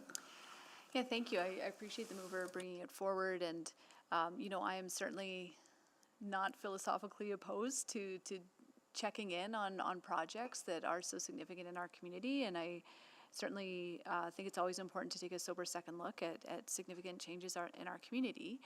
And I think that's really important when we see something moving forward that maybe doesn't align with our policies and strategies. So I just want to confirm, Mr. Laughlin, you mentioned that this is in line with our design standards for all collector roads? This is in line with Council's complete street policy, collector roadways, active transportation. If I could say, this is a lot of what we would be doing going forward with projects where we're considering cycling infrastructure. Okay. And I really appreciate that, safety, and especially safety of students, is incredibly important. Having been skimming through the website on this project. It sounds like one of the key design outcomes of this is to reduce speed and therefore increase safety for students. Is that a fair understanding? That's correct. Okay. And there was also a question if you know, we had considered, you know, the school rush, the drop-offs, has that been considered through the design process? It has speed. The design helps address speed issues. It also does provide pickup and drop-off and parking at locations, and this was informed through the engagement with the community as the designs were being developed. Okay, thank you. And did I also understand by one of your answers that, you know, changes to kind of keep the elements they're currently designed for and add some additional traffic lanes would probably lead to the need to acquire land or appropriate land? Well, I think that's where I can't give a definitive answer on that because it's a very wide right-of-way. Yeah. We could take an approach of trying to squeeze everything in within the road right-of-way that we have available to us. Yeah, but again, that would come at a redesign cost and also move us away from the direction of our Complete Streets guidelines. Correct. Okay, well, thank you. That clarifies things for me. I appreciate it. Thank you. Councillor Knack. Thank you, Mayor. So just a few additional questions. So you mentioned this is a collector road. I only have the traffic volume numbers. I mean, the last updates on most of these were from 2016. Do we have anything more current around sort of average daily traffic on this road? The 2016-15 numbers show anywhere from 5,000 to 9,000 cars a day. Is that still similar? I don't have that information here. No, yeah, I guess. I'm hearing a yes. Oh, okay, that's helpful. I've ridden my bike on this road a few different times, but not regularly. Mr. Laughlin, you might. I'm going to use a comparison for a moment because I love to talk about 95th Ave because we can all have flashbacks on 95th for a moment. 95th Ave, though, which is also Collector Road, at certain points averages close to 20,000 cars a day, operates far more like an arterial than it does a collector. Based off your knowledge and traffic volumes and things like that, is this more like a, this feels like, because it's covers such a large stretch, it might be more hybrid, local in certain areas, a little bit more leaning towards arterial in some, but I just wanted to get a sense of how this road operates, because 137th Ave is the main arterial, 127th I know operates as a bit of a standalone piece. And when you ask, you're meaning 132 Ave, not 95 Ave? I'm just trying to... 132 Ave, sorry, yeah. Yeah, I think the volumes are reflective of a collector. In some locations, probably a local, but as has been raised, there are some areas where, based on the destination, which is Absolutely. School, the volumes do get higher. Okay, I just wanted to get an understanding of the road. Thank you. Thank you. Councillor Hamilton. Let me see if I can, I have questions for the mover to see if I can get through to maybe what you're trying to achieve here. So there's a change happening in a neighborhood in which you represent, correct? Correct. And I would imagine that you're getting some questions about the process that was undertaken in order to get to that outcome. Yes. And you're looking for information, which I imagine you would like to be apprised of, but also would be useful in helping your constituents be apprised of how a decision came to be. Is that accurate? Yes. That's part of it, yes. Okay. Mr. Laughlin, I would imagine when you did the renewal project, your team probably had iterations of what different designs could look like. Yeah, this was actually history with it. We completed neighborhood renewal on neighborhoods adjacent to this corridor. Mm-hmm. We left this corridor out intentionally because we didn't feel it was appropriate to address it as part of those individual neighborhoods. but the process that was used was consistent with the approach that we use for building great neighborhoods. Fair. And I've had my skepticism in the past, and to be honest, it's been okay. So why I asked that is because I would imagine in that process, your team likely put together, I'm going to say, iterations of different design considerations or configurations. Yes. So would it be amenable to the mover to see this come back as a memo? Would it be possible, Mr. Laughlin, to sort of see this come back as a memo? Oh, absolutely, we can bring it back as a memo, but if there is a potential for a different direction on the basis of the direction that we've been following to this point, we would need to know that before we tender. Okay, which is to say that the information is readily available. This doesn't involve new analysis, is what I'm hearing. It would just be the time to compile the information that has been developed and some of the questions that were asked today. Okay, and it sounds like, Councillor Principe, you would like the opportunity essentially to have that information brought together with the potential that you want to be reading this motion, be sort of fully informed about how a decision or how a design came to be before council makes a decision. Before council makes a decision, yes, but I still do, it's important to me the reconsideration of the reconfiguration of the design possible. Okay, all right, that is helpful, thank you. Thank you, Councillor Hamilton. Councillor Rutherford? Yeah, I think I might try to add some context, whether I agree or disagree with the motion.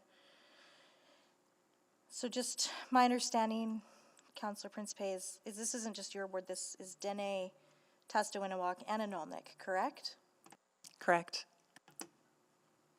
And so we have received lots of information from administration on this project, correct? Correct. But the problem is that a lot of the constituents are sad that there's no checkpoint with council on this design plan, correct? That like when we're answering to them right now, we say there's no decision point for this council. Right. Yes. Is that correct? That's correct. So while I think the intention is information for the public, I don't get the sense that that is your full intention. No, you're right. Yes, you're right. Can you elaborate on that? I just, my intention is to possibly see a redesign. Now, and I know that it involves 3 wards, and I had even considered just asking for from 97th Street to 66th Street, because that is really, that's where all the schools are located, within my ward. Sorry, I should say within Tastawinawak. And I know the concerns of the residents, and I think they're real valid concerns. I would like to see, and there was talk of the economics of it, but I think we could possibly even have a design that would be less costly. Okay, and then I guess just to Mr. Laughlin, what would that do to the design if Anolnik and Dene were still designed as contemplated, but Tastawinawak was modified? Would that, you'd have to reconsider, because it's all could you do that in a segmented way, or would you have to look at the entire design from 127th Street all the way through? Yeah, I think the recommended approach is you have corridor continuity, but if council were to direct a segment to be different, we've got great engineers that come up with creative ideas. They could do that, but it would be strongly recommended that you have corridor continuity on the basis of council policy. Which this aligns with council policy. Very much. Okay, that's all my questions. Thank you. Thank you. Councillor Wright, can you take the chair, please? I have the chair. Yeah. So this also raises a concern for me, Adam, is that this basically adds a checkpoint for you to come back to council for further approval before you go to construction. Correct. And that is not the policy now. No, I answered that in another question. Yeah. The policy, which hasn't been followed to a T, and that's, I think, both on administration and council, that there have been points where we're bringing back projects at Yeah. different checkpoints. That But this, like, you will be setting a precedent or expectation that if council wants to advance these projects before you go to construction, there will be expectation that you come to council for further approval. I think that is a bit of a flag, and Yeah. certainly in the context of what council has just approved in the capital program. It does create a challenge, and also weighing that against the question related to our ability to deliver on time. Yeah, that adds time, that adds money, and further delay, okay. Is there any research, not, I mean, don't wanna get the, just high level, if you can comment, maybe Stephanie, you can comment, or somebody from traffic safety, that somebody crossing at a crosswalk on a 2-lane street compared to 4-lane street, which would be more safer? 2-lane street be more safer? I know every context is different, but generally, do 2-lane streets are safer than 4-lane streets to cross? I'm going to answer every context is different. Yeah. I'm not at a point Yeah. where I could say that. I don't know enough about the local knowledge in this area to be able to be But- definitive in that answer. Well, let me Mr. ask Mayor. another question then. Would somebody hit by a car compared to hit by a bike be more like, Slower is always better. yeah, And yes, if you're hit by a bike, your likelihood of surviving is less, is high? higher than if you're hit by a car. Yeah, and if you hit by a fast-moving vehicle, likelihood you'll be more injured, die than hit by a slow-moving vehicle. Speed matters, absolutely, because in the momentum equation, I'm going to go into equation, it's squared, so speed absolutely matters. And also if people, one of the reasons that we're trying to build multi-mode transportation is for choice, right? Creating choice for people. And if people have a bike lane, they kids probably bike to school too, right? If they have a safe bike lane to use. Absolutely, but part of this is choice, but what I see in this motion is to not necessarily, and what I heard the counselor say is to not necessarily get rid of Remove, the yeah. bike Yeah, lane. It's to see, absolutely. can you do it all in the space that you have, and it is a large right-of-way. Okay, got it. Good. And there was community consultation, right? Extensive. Extensive? Okay. Yeah, this process followed a Building Great Neighborhoods program approach, which is 1 to 2 years out before we get to a design solution. Okay.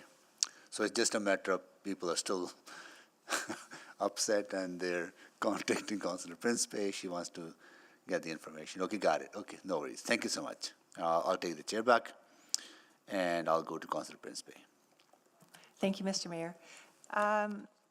So is it more economical to have shared use paths as opposed to dedicated bike lanes? It, again, context matters. Depends what sort of If you have to the purchase land. volumes of use that you're considering, and also the type of use that you're considering as well. So if we were to put it in a vehicle context, if you have an arterial type bike infrastructure, it's something that does create, I think, a better opportunity for use. And if you're bundling that with combining it with an active transportation corridor, then you might be building two of them. And so that's where economics might come into play in terms of space for use. Okay, and why was 132 Avenue chosen? In terms of completing this work? Yeah, why was that considered in the bike plan? In terms of why is 132 Avenue a part of the bike implementation? I'm not sure if... That's okay. I think it's a district connector, but the rationale of the development of the bike plan, I don't have that at hand. Okay, yeah, that's all right. And then my other question was actually answered by Ms. McCabe, so thank you. Thank you. Councillor Paquette? Just to speak. To speak. Councillor Rice? Just to speak. Okay. Right. Who else? No more questions? We're done with questions? Okay. Here we go. Councillor Paquette, you're first. Okay, sure. So I'm very sympathetic to Councillor Principe. I know what it's like when you get people calling your office and emailing and banging on your doors saying, I don't like this. Happens a lot.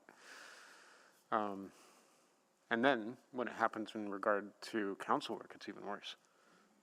But, sorry. Anyway, long day.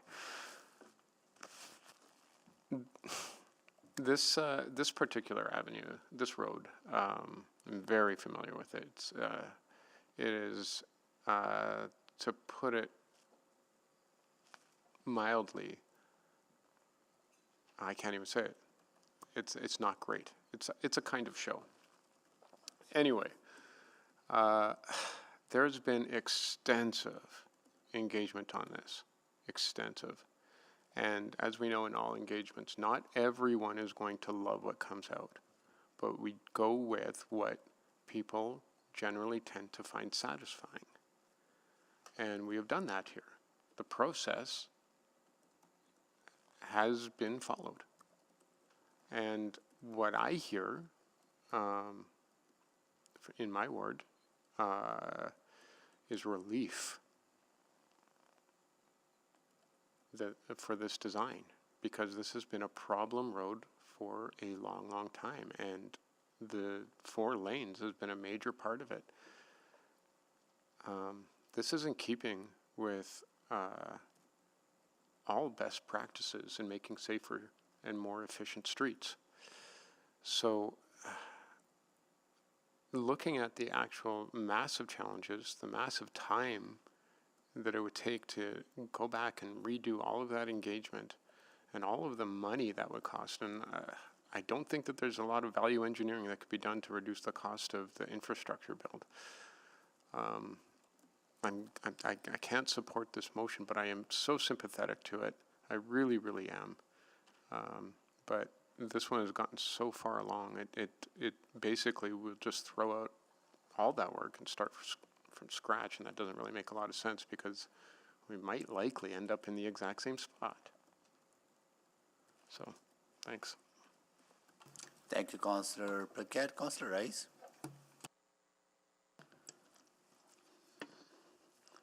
Thank you, Mayor Sohi.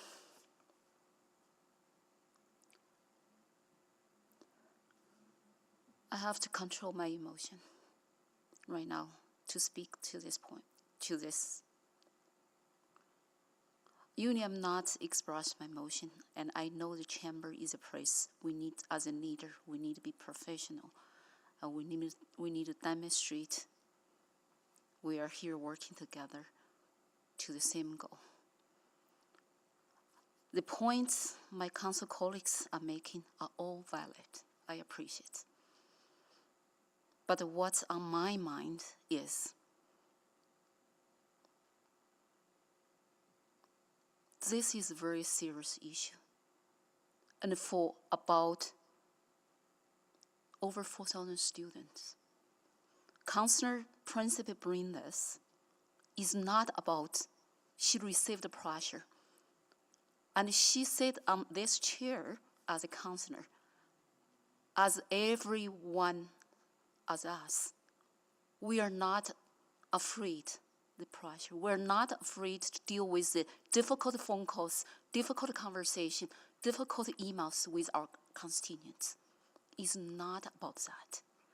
It's about how this council to make a decision to care about so many kids is under this transportation infrastructure safety concern.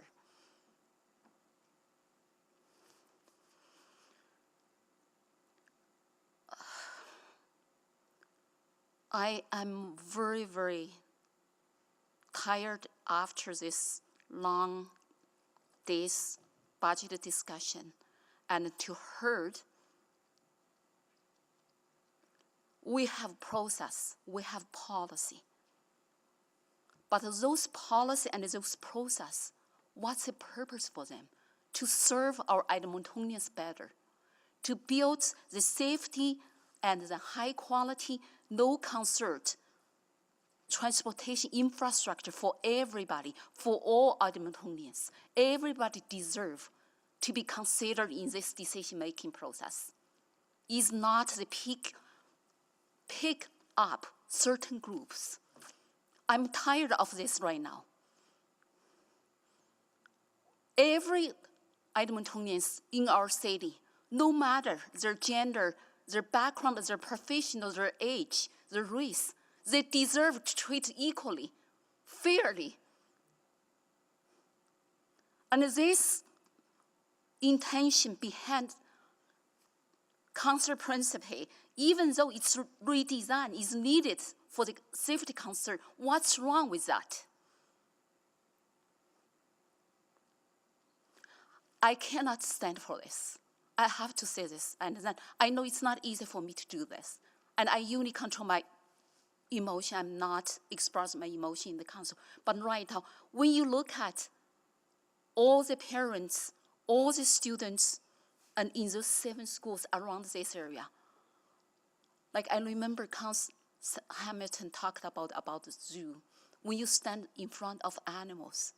And right now, I ask everybody here, when you stand up in front of these students, schools, what do you think?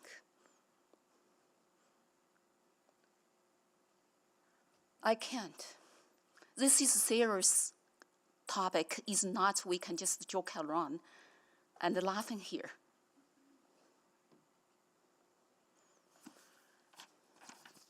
I'm ending it there.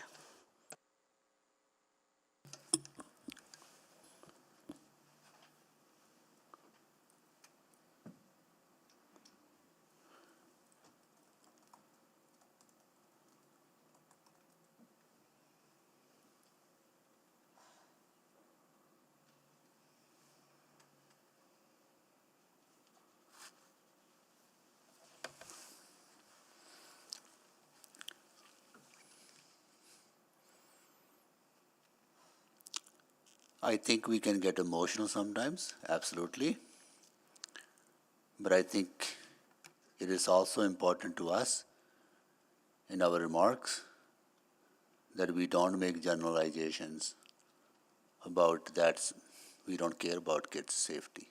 We all do care about kids' safety, and I'm pretty sure that our administration, when they engage, when they design the planning for streets and whatever they do plan, they pay great attention to the safety of all Edmontonians in doing so. Okay, yeah. And I'll go to Councilor Knack next. Thanks, Mayor Sohis. Appreciate the conversation on this, and I think originally when I was looking at this motion, my tendency was actually to say yes, because I was wanting to get more information. If the ward councillor really feels passionate about the need to get more information, I generally want to defer to that. The thing that I'm realizing, though, is that there's also 2 other ward councillors in this conversation who haven't expressed that same need. Or may express that need, and I'll wait to hear, so I'll wait to hear. I've heard one that says no, one that says yes, they'd like that more information. I'll wait to hear from the third and get a sense of that. And I'll take that seriously as part of this conversation, because I want to defer to that knowledge of the ward councillors. Because there's an interconnectedness between this project, that's what is, I think, challenging. And even if it were to be broken out, I was debating, like, should we amend this just to get information on that? And I don't think that would make sense in this conversation for me to even try to get that body of work. So I'm left with, pending the feedback from the other ward councillor, some of the questions we asked administration and that I asked about around traffic volumes and things like that. 4-lane collector roads that see fewer than 10,000 cars a day honestly shouldn't be 4-lane collector roads in most cases. Those are massive safety issues.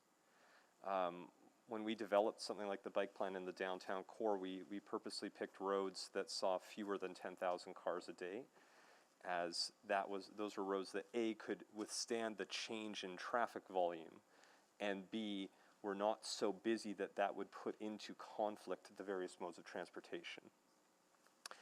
And so when I see and hear the information that's been shared with me, when I understand that this went through a similar engagement process to that of something like neighborhood renewal, which is some of the most thorough engagement that the city does do, I worry about potentially giving false hope of restarting a conversation. And I'll recognize that I'm sure, as I'm guessing what happened in this, is that there are plenty of residents in the communities who didn't want to see that reduction, and there are plenty of them that did want to see that reduction, because when you're going through that scale of change, you're never going to have everyone on board. But what I'm not seeing is, and I've gone through these design plans and they look incredible, as somebody that bikes is their primary mode of transportation, this looks like a dream in terms of creating greater opportunity for safety.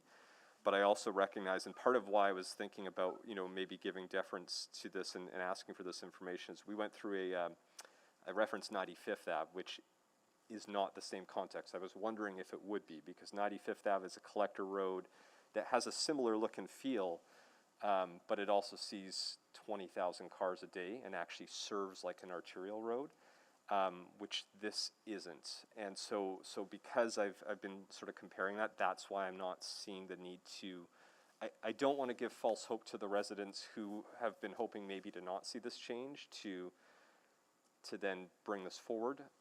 I'm still going to wait to hear one other ward councillor if they've got anything else to add, and maybe I'll change my mind on that. But I'm a little uneasy about doing this at the last minute. Really appreciate the conversation. Like I say, it's hard when I know that there's going to be a split in views on this within the residents in the area. We have that on all types of construction like this. So, but I'm leaning towards no right now, pending other feedback. So thank you. Thank you, Councillor Knack. Councillor Rutherford. Yes, thank you.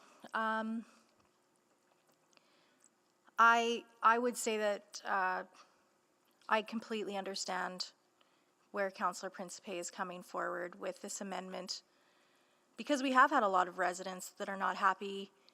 I wouldn't say necessarily with the design, but the process. And I've actually talked to the team about this, so this shouldn't come as a surprise, that I actually think that the process was sound until the last checkpoint. So they've done what they did, where they create a community vision, they implement that, and then they have a last one that's really like, did we achieve that community vision?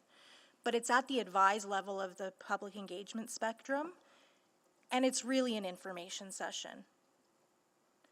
And I've talked to them about that. I think it gave false hope that if they came to that, and a lot of people did, there was a Roslyn engagement session where a lot of residents came and they had feedback, and then they were basically told, well, we can't change the design at this point, and it would be extremely frustrating. So I think it also speaks to the importance of the process of engagement, because I don't think the design is wrong, but if the process is wrong, then we're going to have more pushback on the design. And I don't think overlaying the same neighborhood renewal process with this bigger corridor was the right process, especially in that last checkpoint. So I just want to provide that context. But what I've heard from residents is lots that are not happy with the decrease from 4 to 2. Lots that don't understand why there needs to be a bike lane on both sides, as well as a shared use path. They feel like it's a bit much. And to be fair, like, this is this isn't just change, this is hyper change for this community.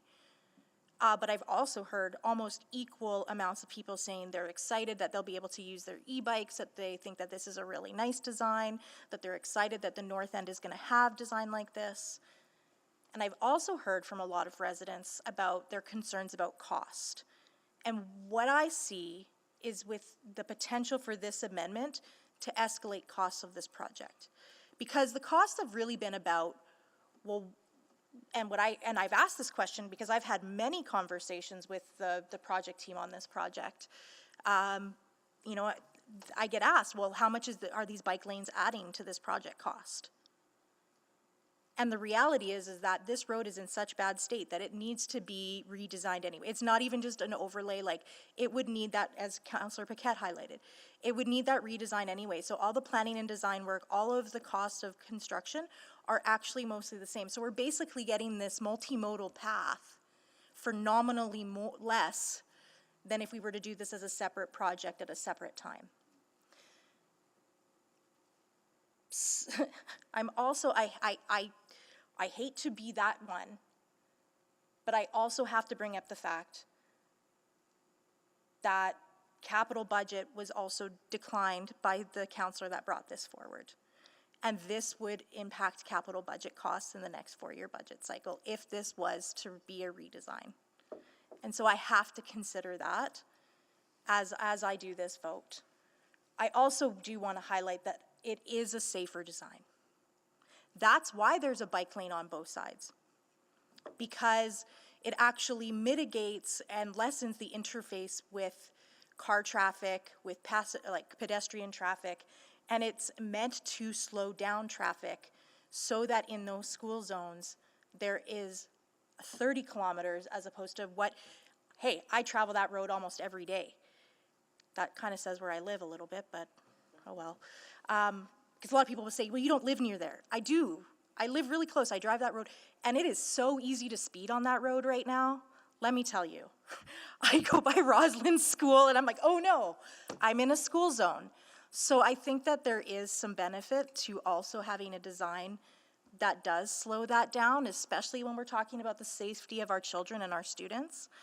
And so while I at first was willing to entertain the discussion at a committee, I think that some of the comments I've heard today have made me realize that this is bigger than just a conversation about the design. It's really a work to potentially redesign, and I don't want to give that perception to residents. I don't want to make people upset on either side, and I don't want to add costs to this project when cost is already a concern. Thank you. Thank you, Councillor Rutherford. Councillor Stevenson? Yes, just very briefly. I mean, I would say that with an urban design background, you know, I would absolutely love if council had final design sign off on every infrastructure project we do. But I work really hard to remember that is not our role, and our role is really to set the policies and standards. And it's equally important that we ensure that we see administration implementing those policies and standards in a consistent way. And so from what I'm seeing, I think it's actually an exceptional example of administration putting our policies into action, and particularly addressing safety for everyone in the area. So because this isn't, the intent of the motion doesn't seem just to be seeking additional information, but to actually be changing the design, I won't be able to support it. Again, appreciating the tensions and challenges that such transformative change create. But also, again, seeing that this is very consistent with the direction we've laid out, and wanting to support that moving forward. Thank you. Thank you, Councillor Stevenson. Councillor Principe to close. Thank you, Mr. Mayor. And I just want to start off by telling Councillor Rutherford that there was nothing wrong with you saying that. That was fair enough. I didn't pass the capital budget. You're right. Or vote in favor of it. But you're right. But having said that, I thought that it might be possible to actually save money. Maybe it would cost more in design, but I think in infrastructure costs, it could actually be less. That was what I was thinking, yeah. And I think that there's a misunderstanding too that I'm doing this because of hearing from residents. It's kind of not. I always listen to my residents and I always take consideration, but I know not everyone's going to be happy with anything ever. You're not going to have 100% of the people agree to everything. That's just not realistic, and I'm a realist. But just when I envision those thousands of students going to school every morning, I can see there being a problem. And I understand with Councillor Paquette, most of his residents he has no schools on that stretch. Councillor Rutherford has 1 school on her stretch. I have 7 schools in my stretch. And I think that's why maybe I'm hearing more of the concerns, and maybe that's why I'm a little bit more concerned about this design as well. And quoting, well, I'm not sure if this is an exact word for word quote, but from Mr. Mayor, you had said about bringing the community along with this. And that's what I was trying to do with this, is to bring the community along. And I do want to see, some infrastructure, but I'm not sure about dedicated bike lanes. I do like the idea of the shared use paths. And I think that that's all I have to say. I really do hope that you would consider supporting this. And thank you, Councillor Rice, for your comments. I appreciate it. Okay. Thank you, Councillor Principe. Please vote.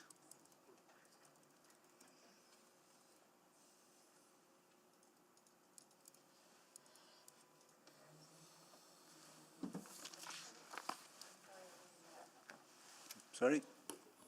Oh, can I still click You can on? still, if we don't close the vote, you can still fix the Okay. vote. Are you able to vote? Yes. Shall we cancel the vote and recast it? It was We're fixed. good. Thank you. Thank you.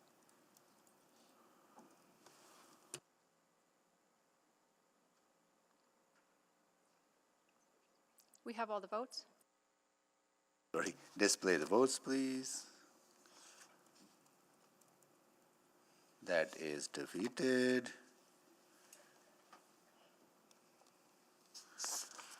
Okay. Anything else remaining? Notice of motions pending, no. Is there any other notice of motions or motions without customary notice? No?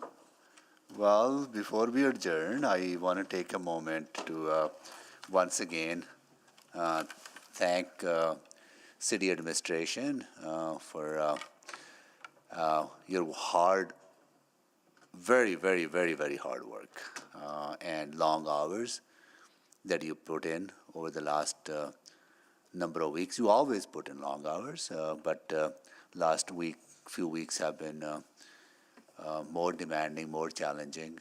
We stayed late evenings, late nights, and when we leave here at 9:30, I'm pretty sure all of us can go home. Maybe our staff have some catching up to do, but our administration stayed back longer because they had to respond to all the questions that we had. They had to prepare for the next morning, and they have not been getting maybe getting 3 or 4 or 5 hours of sleep every night instead of having a regular rest. And they've been spending a lot of time away from their family, their loved ones. I know, Aileen, it was your son's birthday yesterday, right? And her son's birthday yesterday, right? And today's your dad's birthday, right? And I'm pretty sure that's the case with other staff members, administration as well, right? That they have other family commitments that you had to skip. I want you to know that we want to thank you for that, for being here, for providing that information, and want to acknowledge your sacrifice. So really, please do convey that to the people who may not be here listening to this. Andre, if you could please let everyone know that we council deeply values your, and Will do, Mayor. yeah, a particular thanks to the budget office. Please, yeah.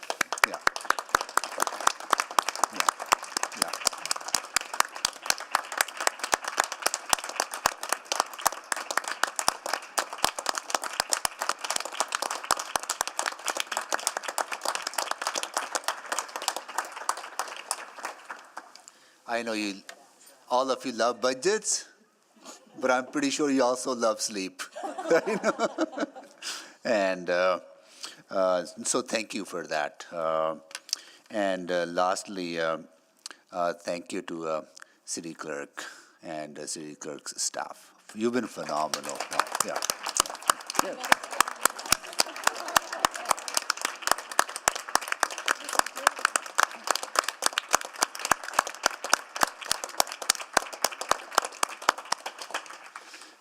And also to the people who've been dealing with people coming in from outside, our security personnel on both doors. Thank you so much for greeting those people.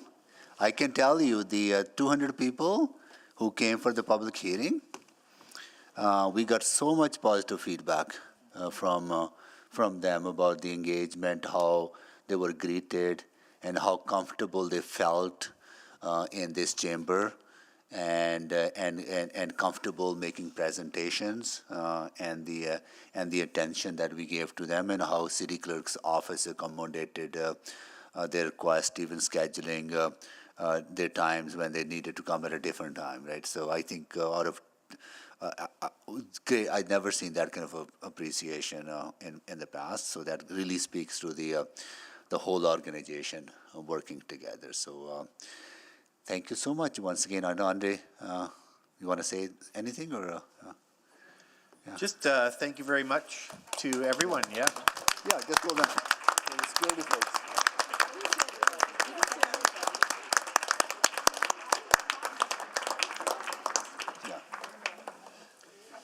Yeah, I would just say, Mayor, like I said before, government transitions and after the completion of the first budget, the first real budget, and that's what we've done. So we're ready to go, and we've got all the direction we need for the next 3 years from a budget perspective. So we're ready to implement. Thank you.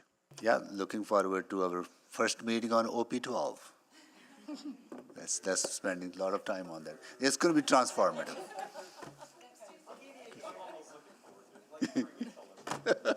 Okay, thank you. And we are, and to all of our council colleagues, thank you so much for your patience.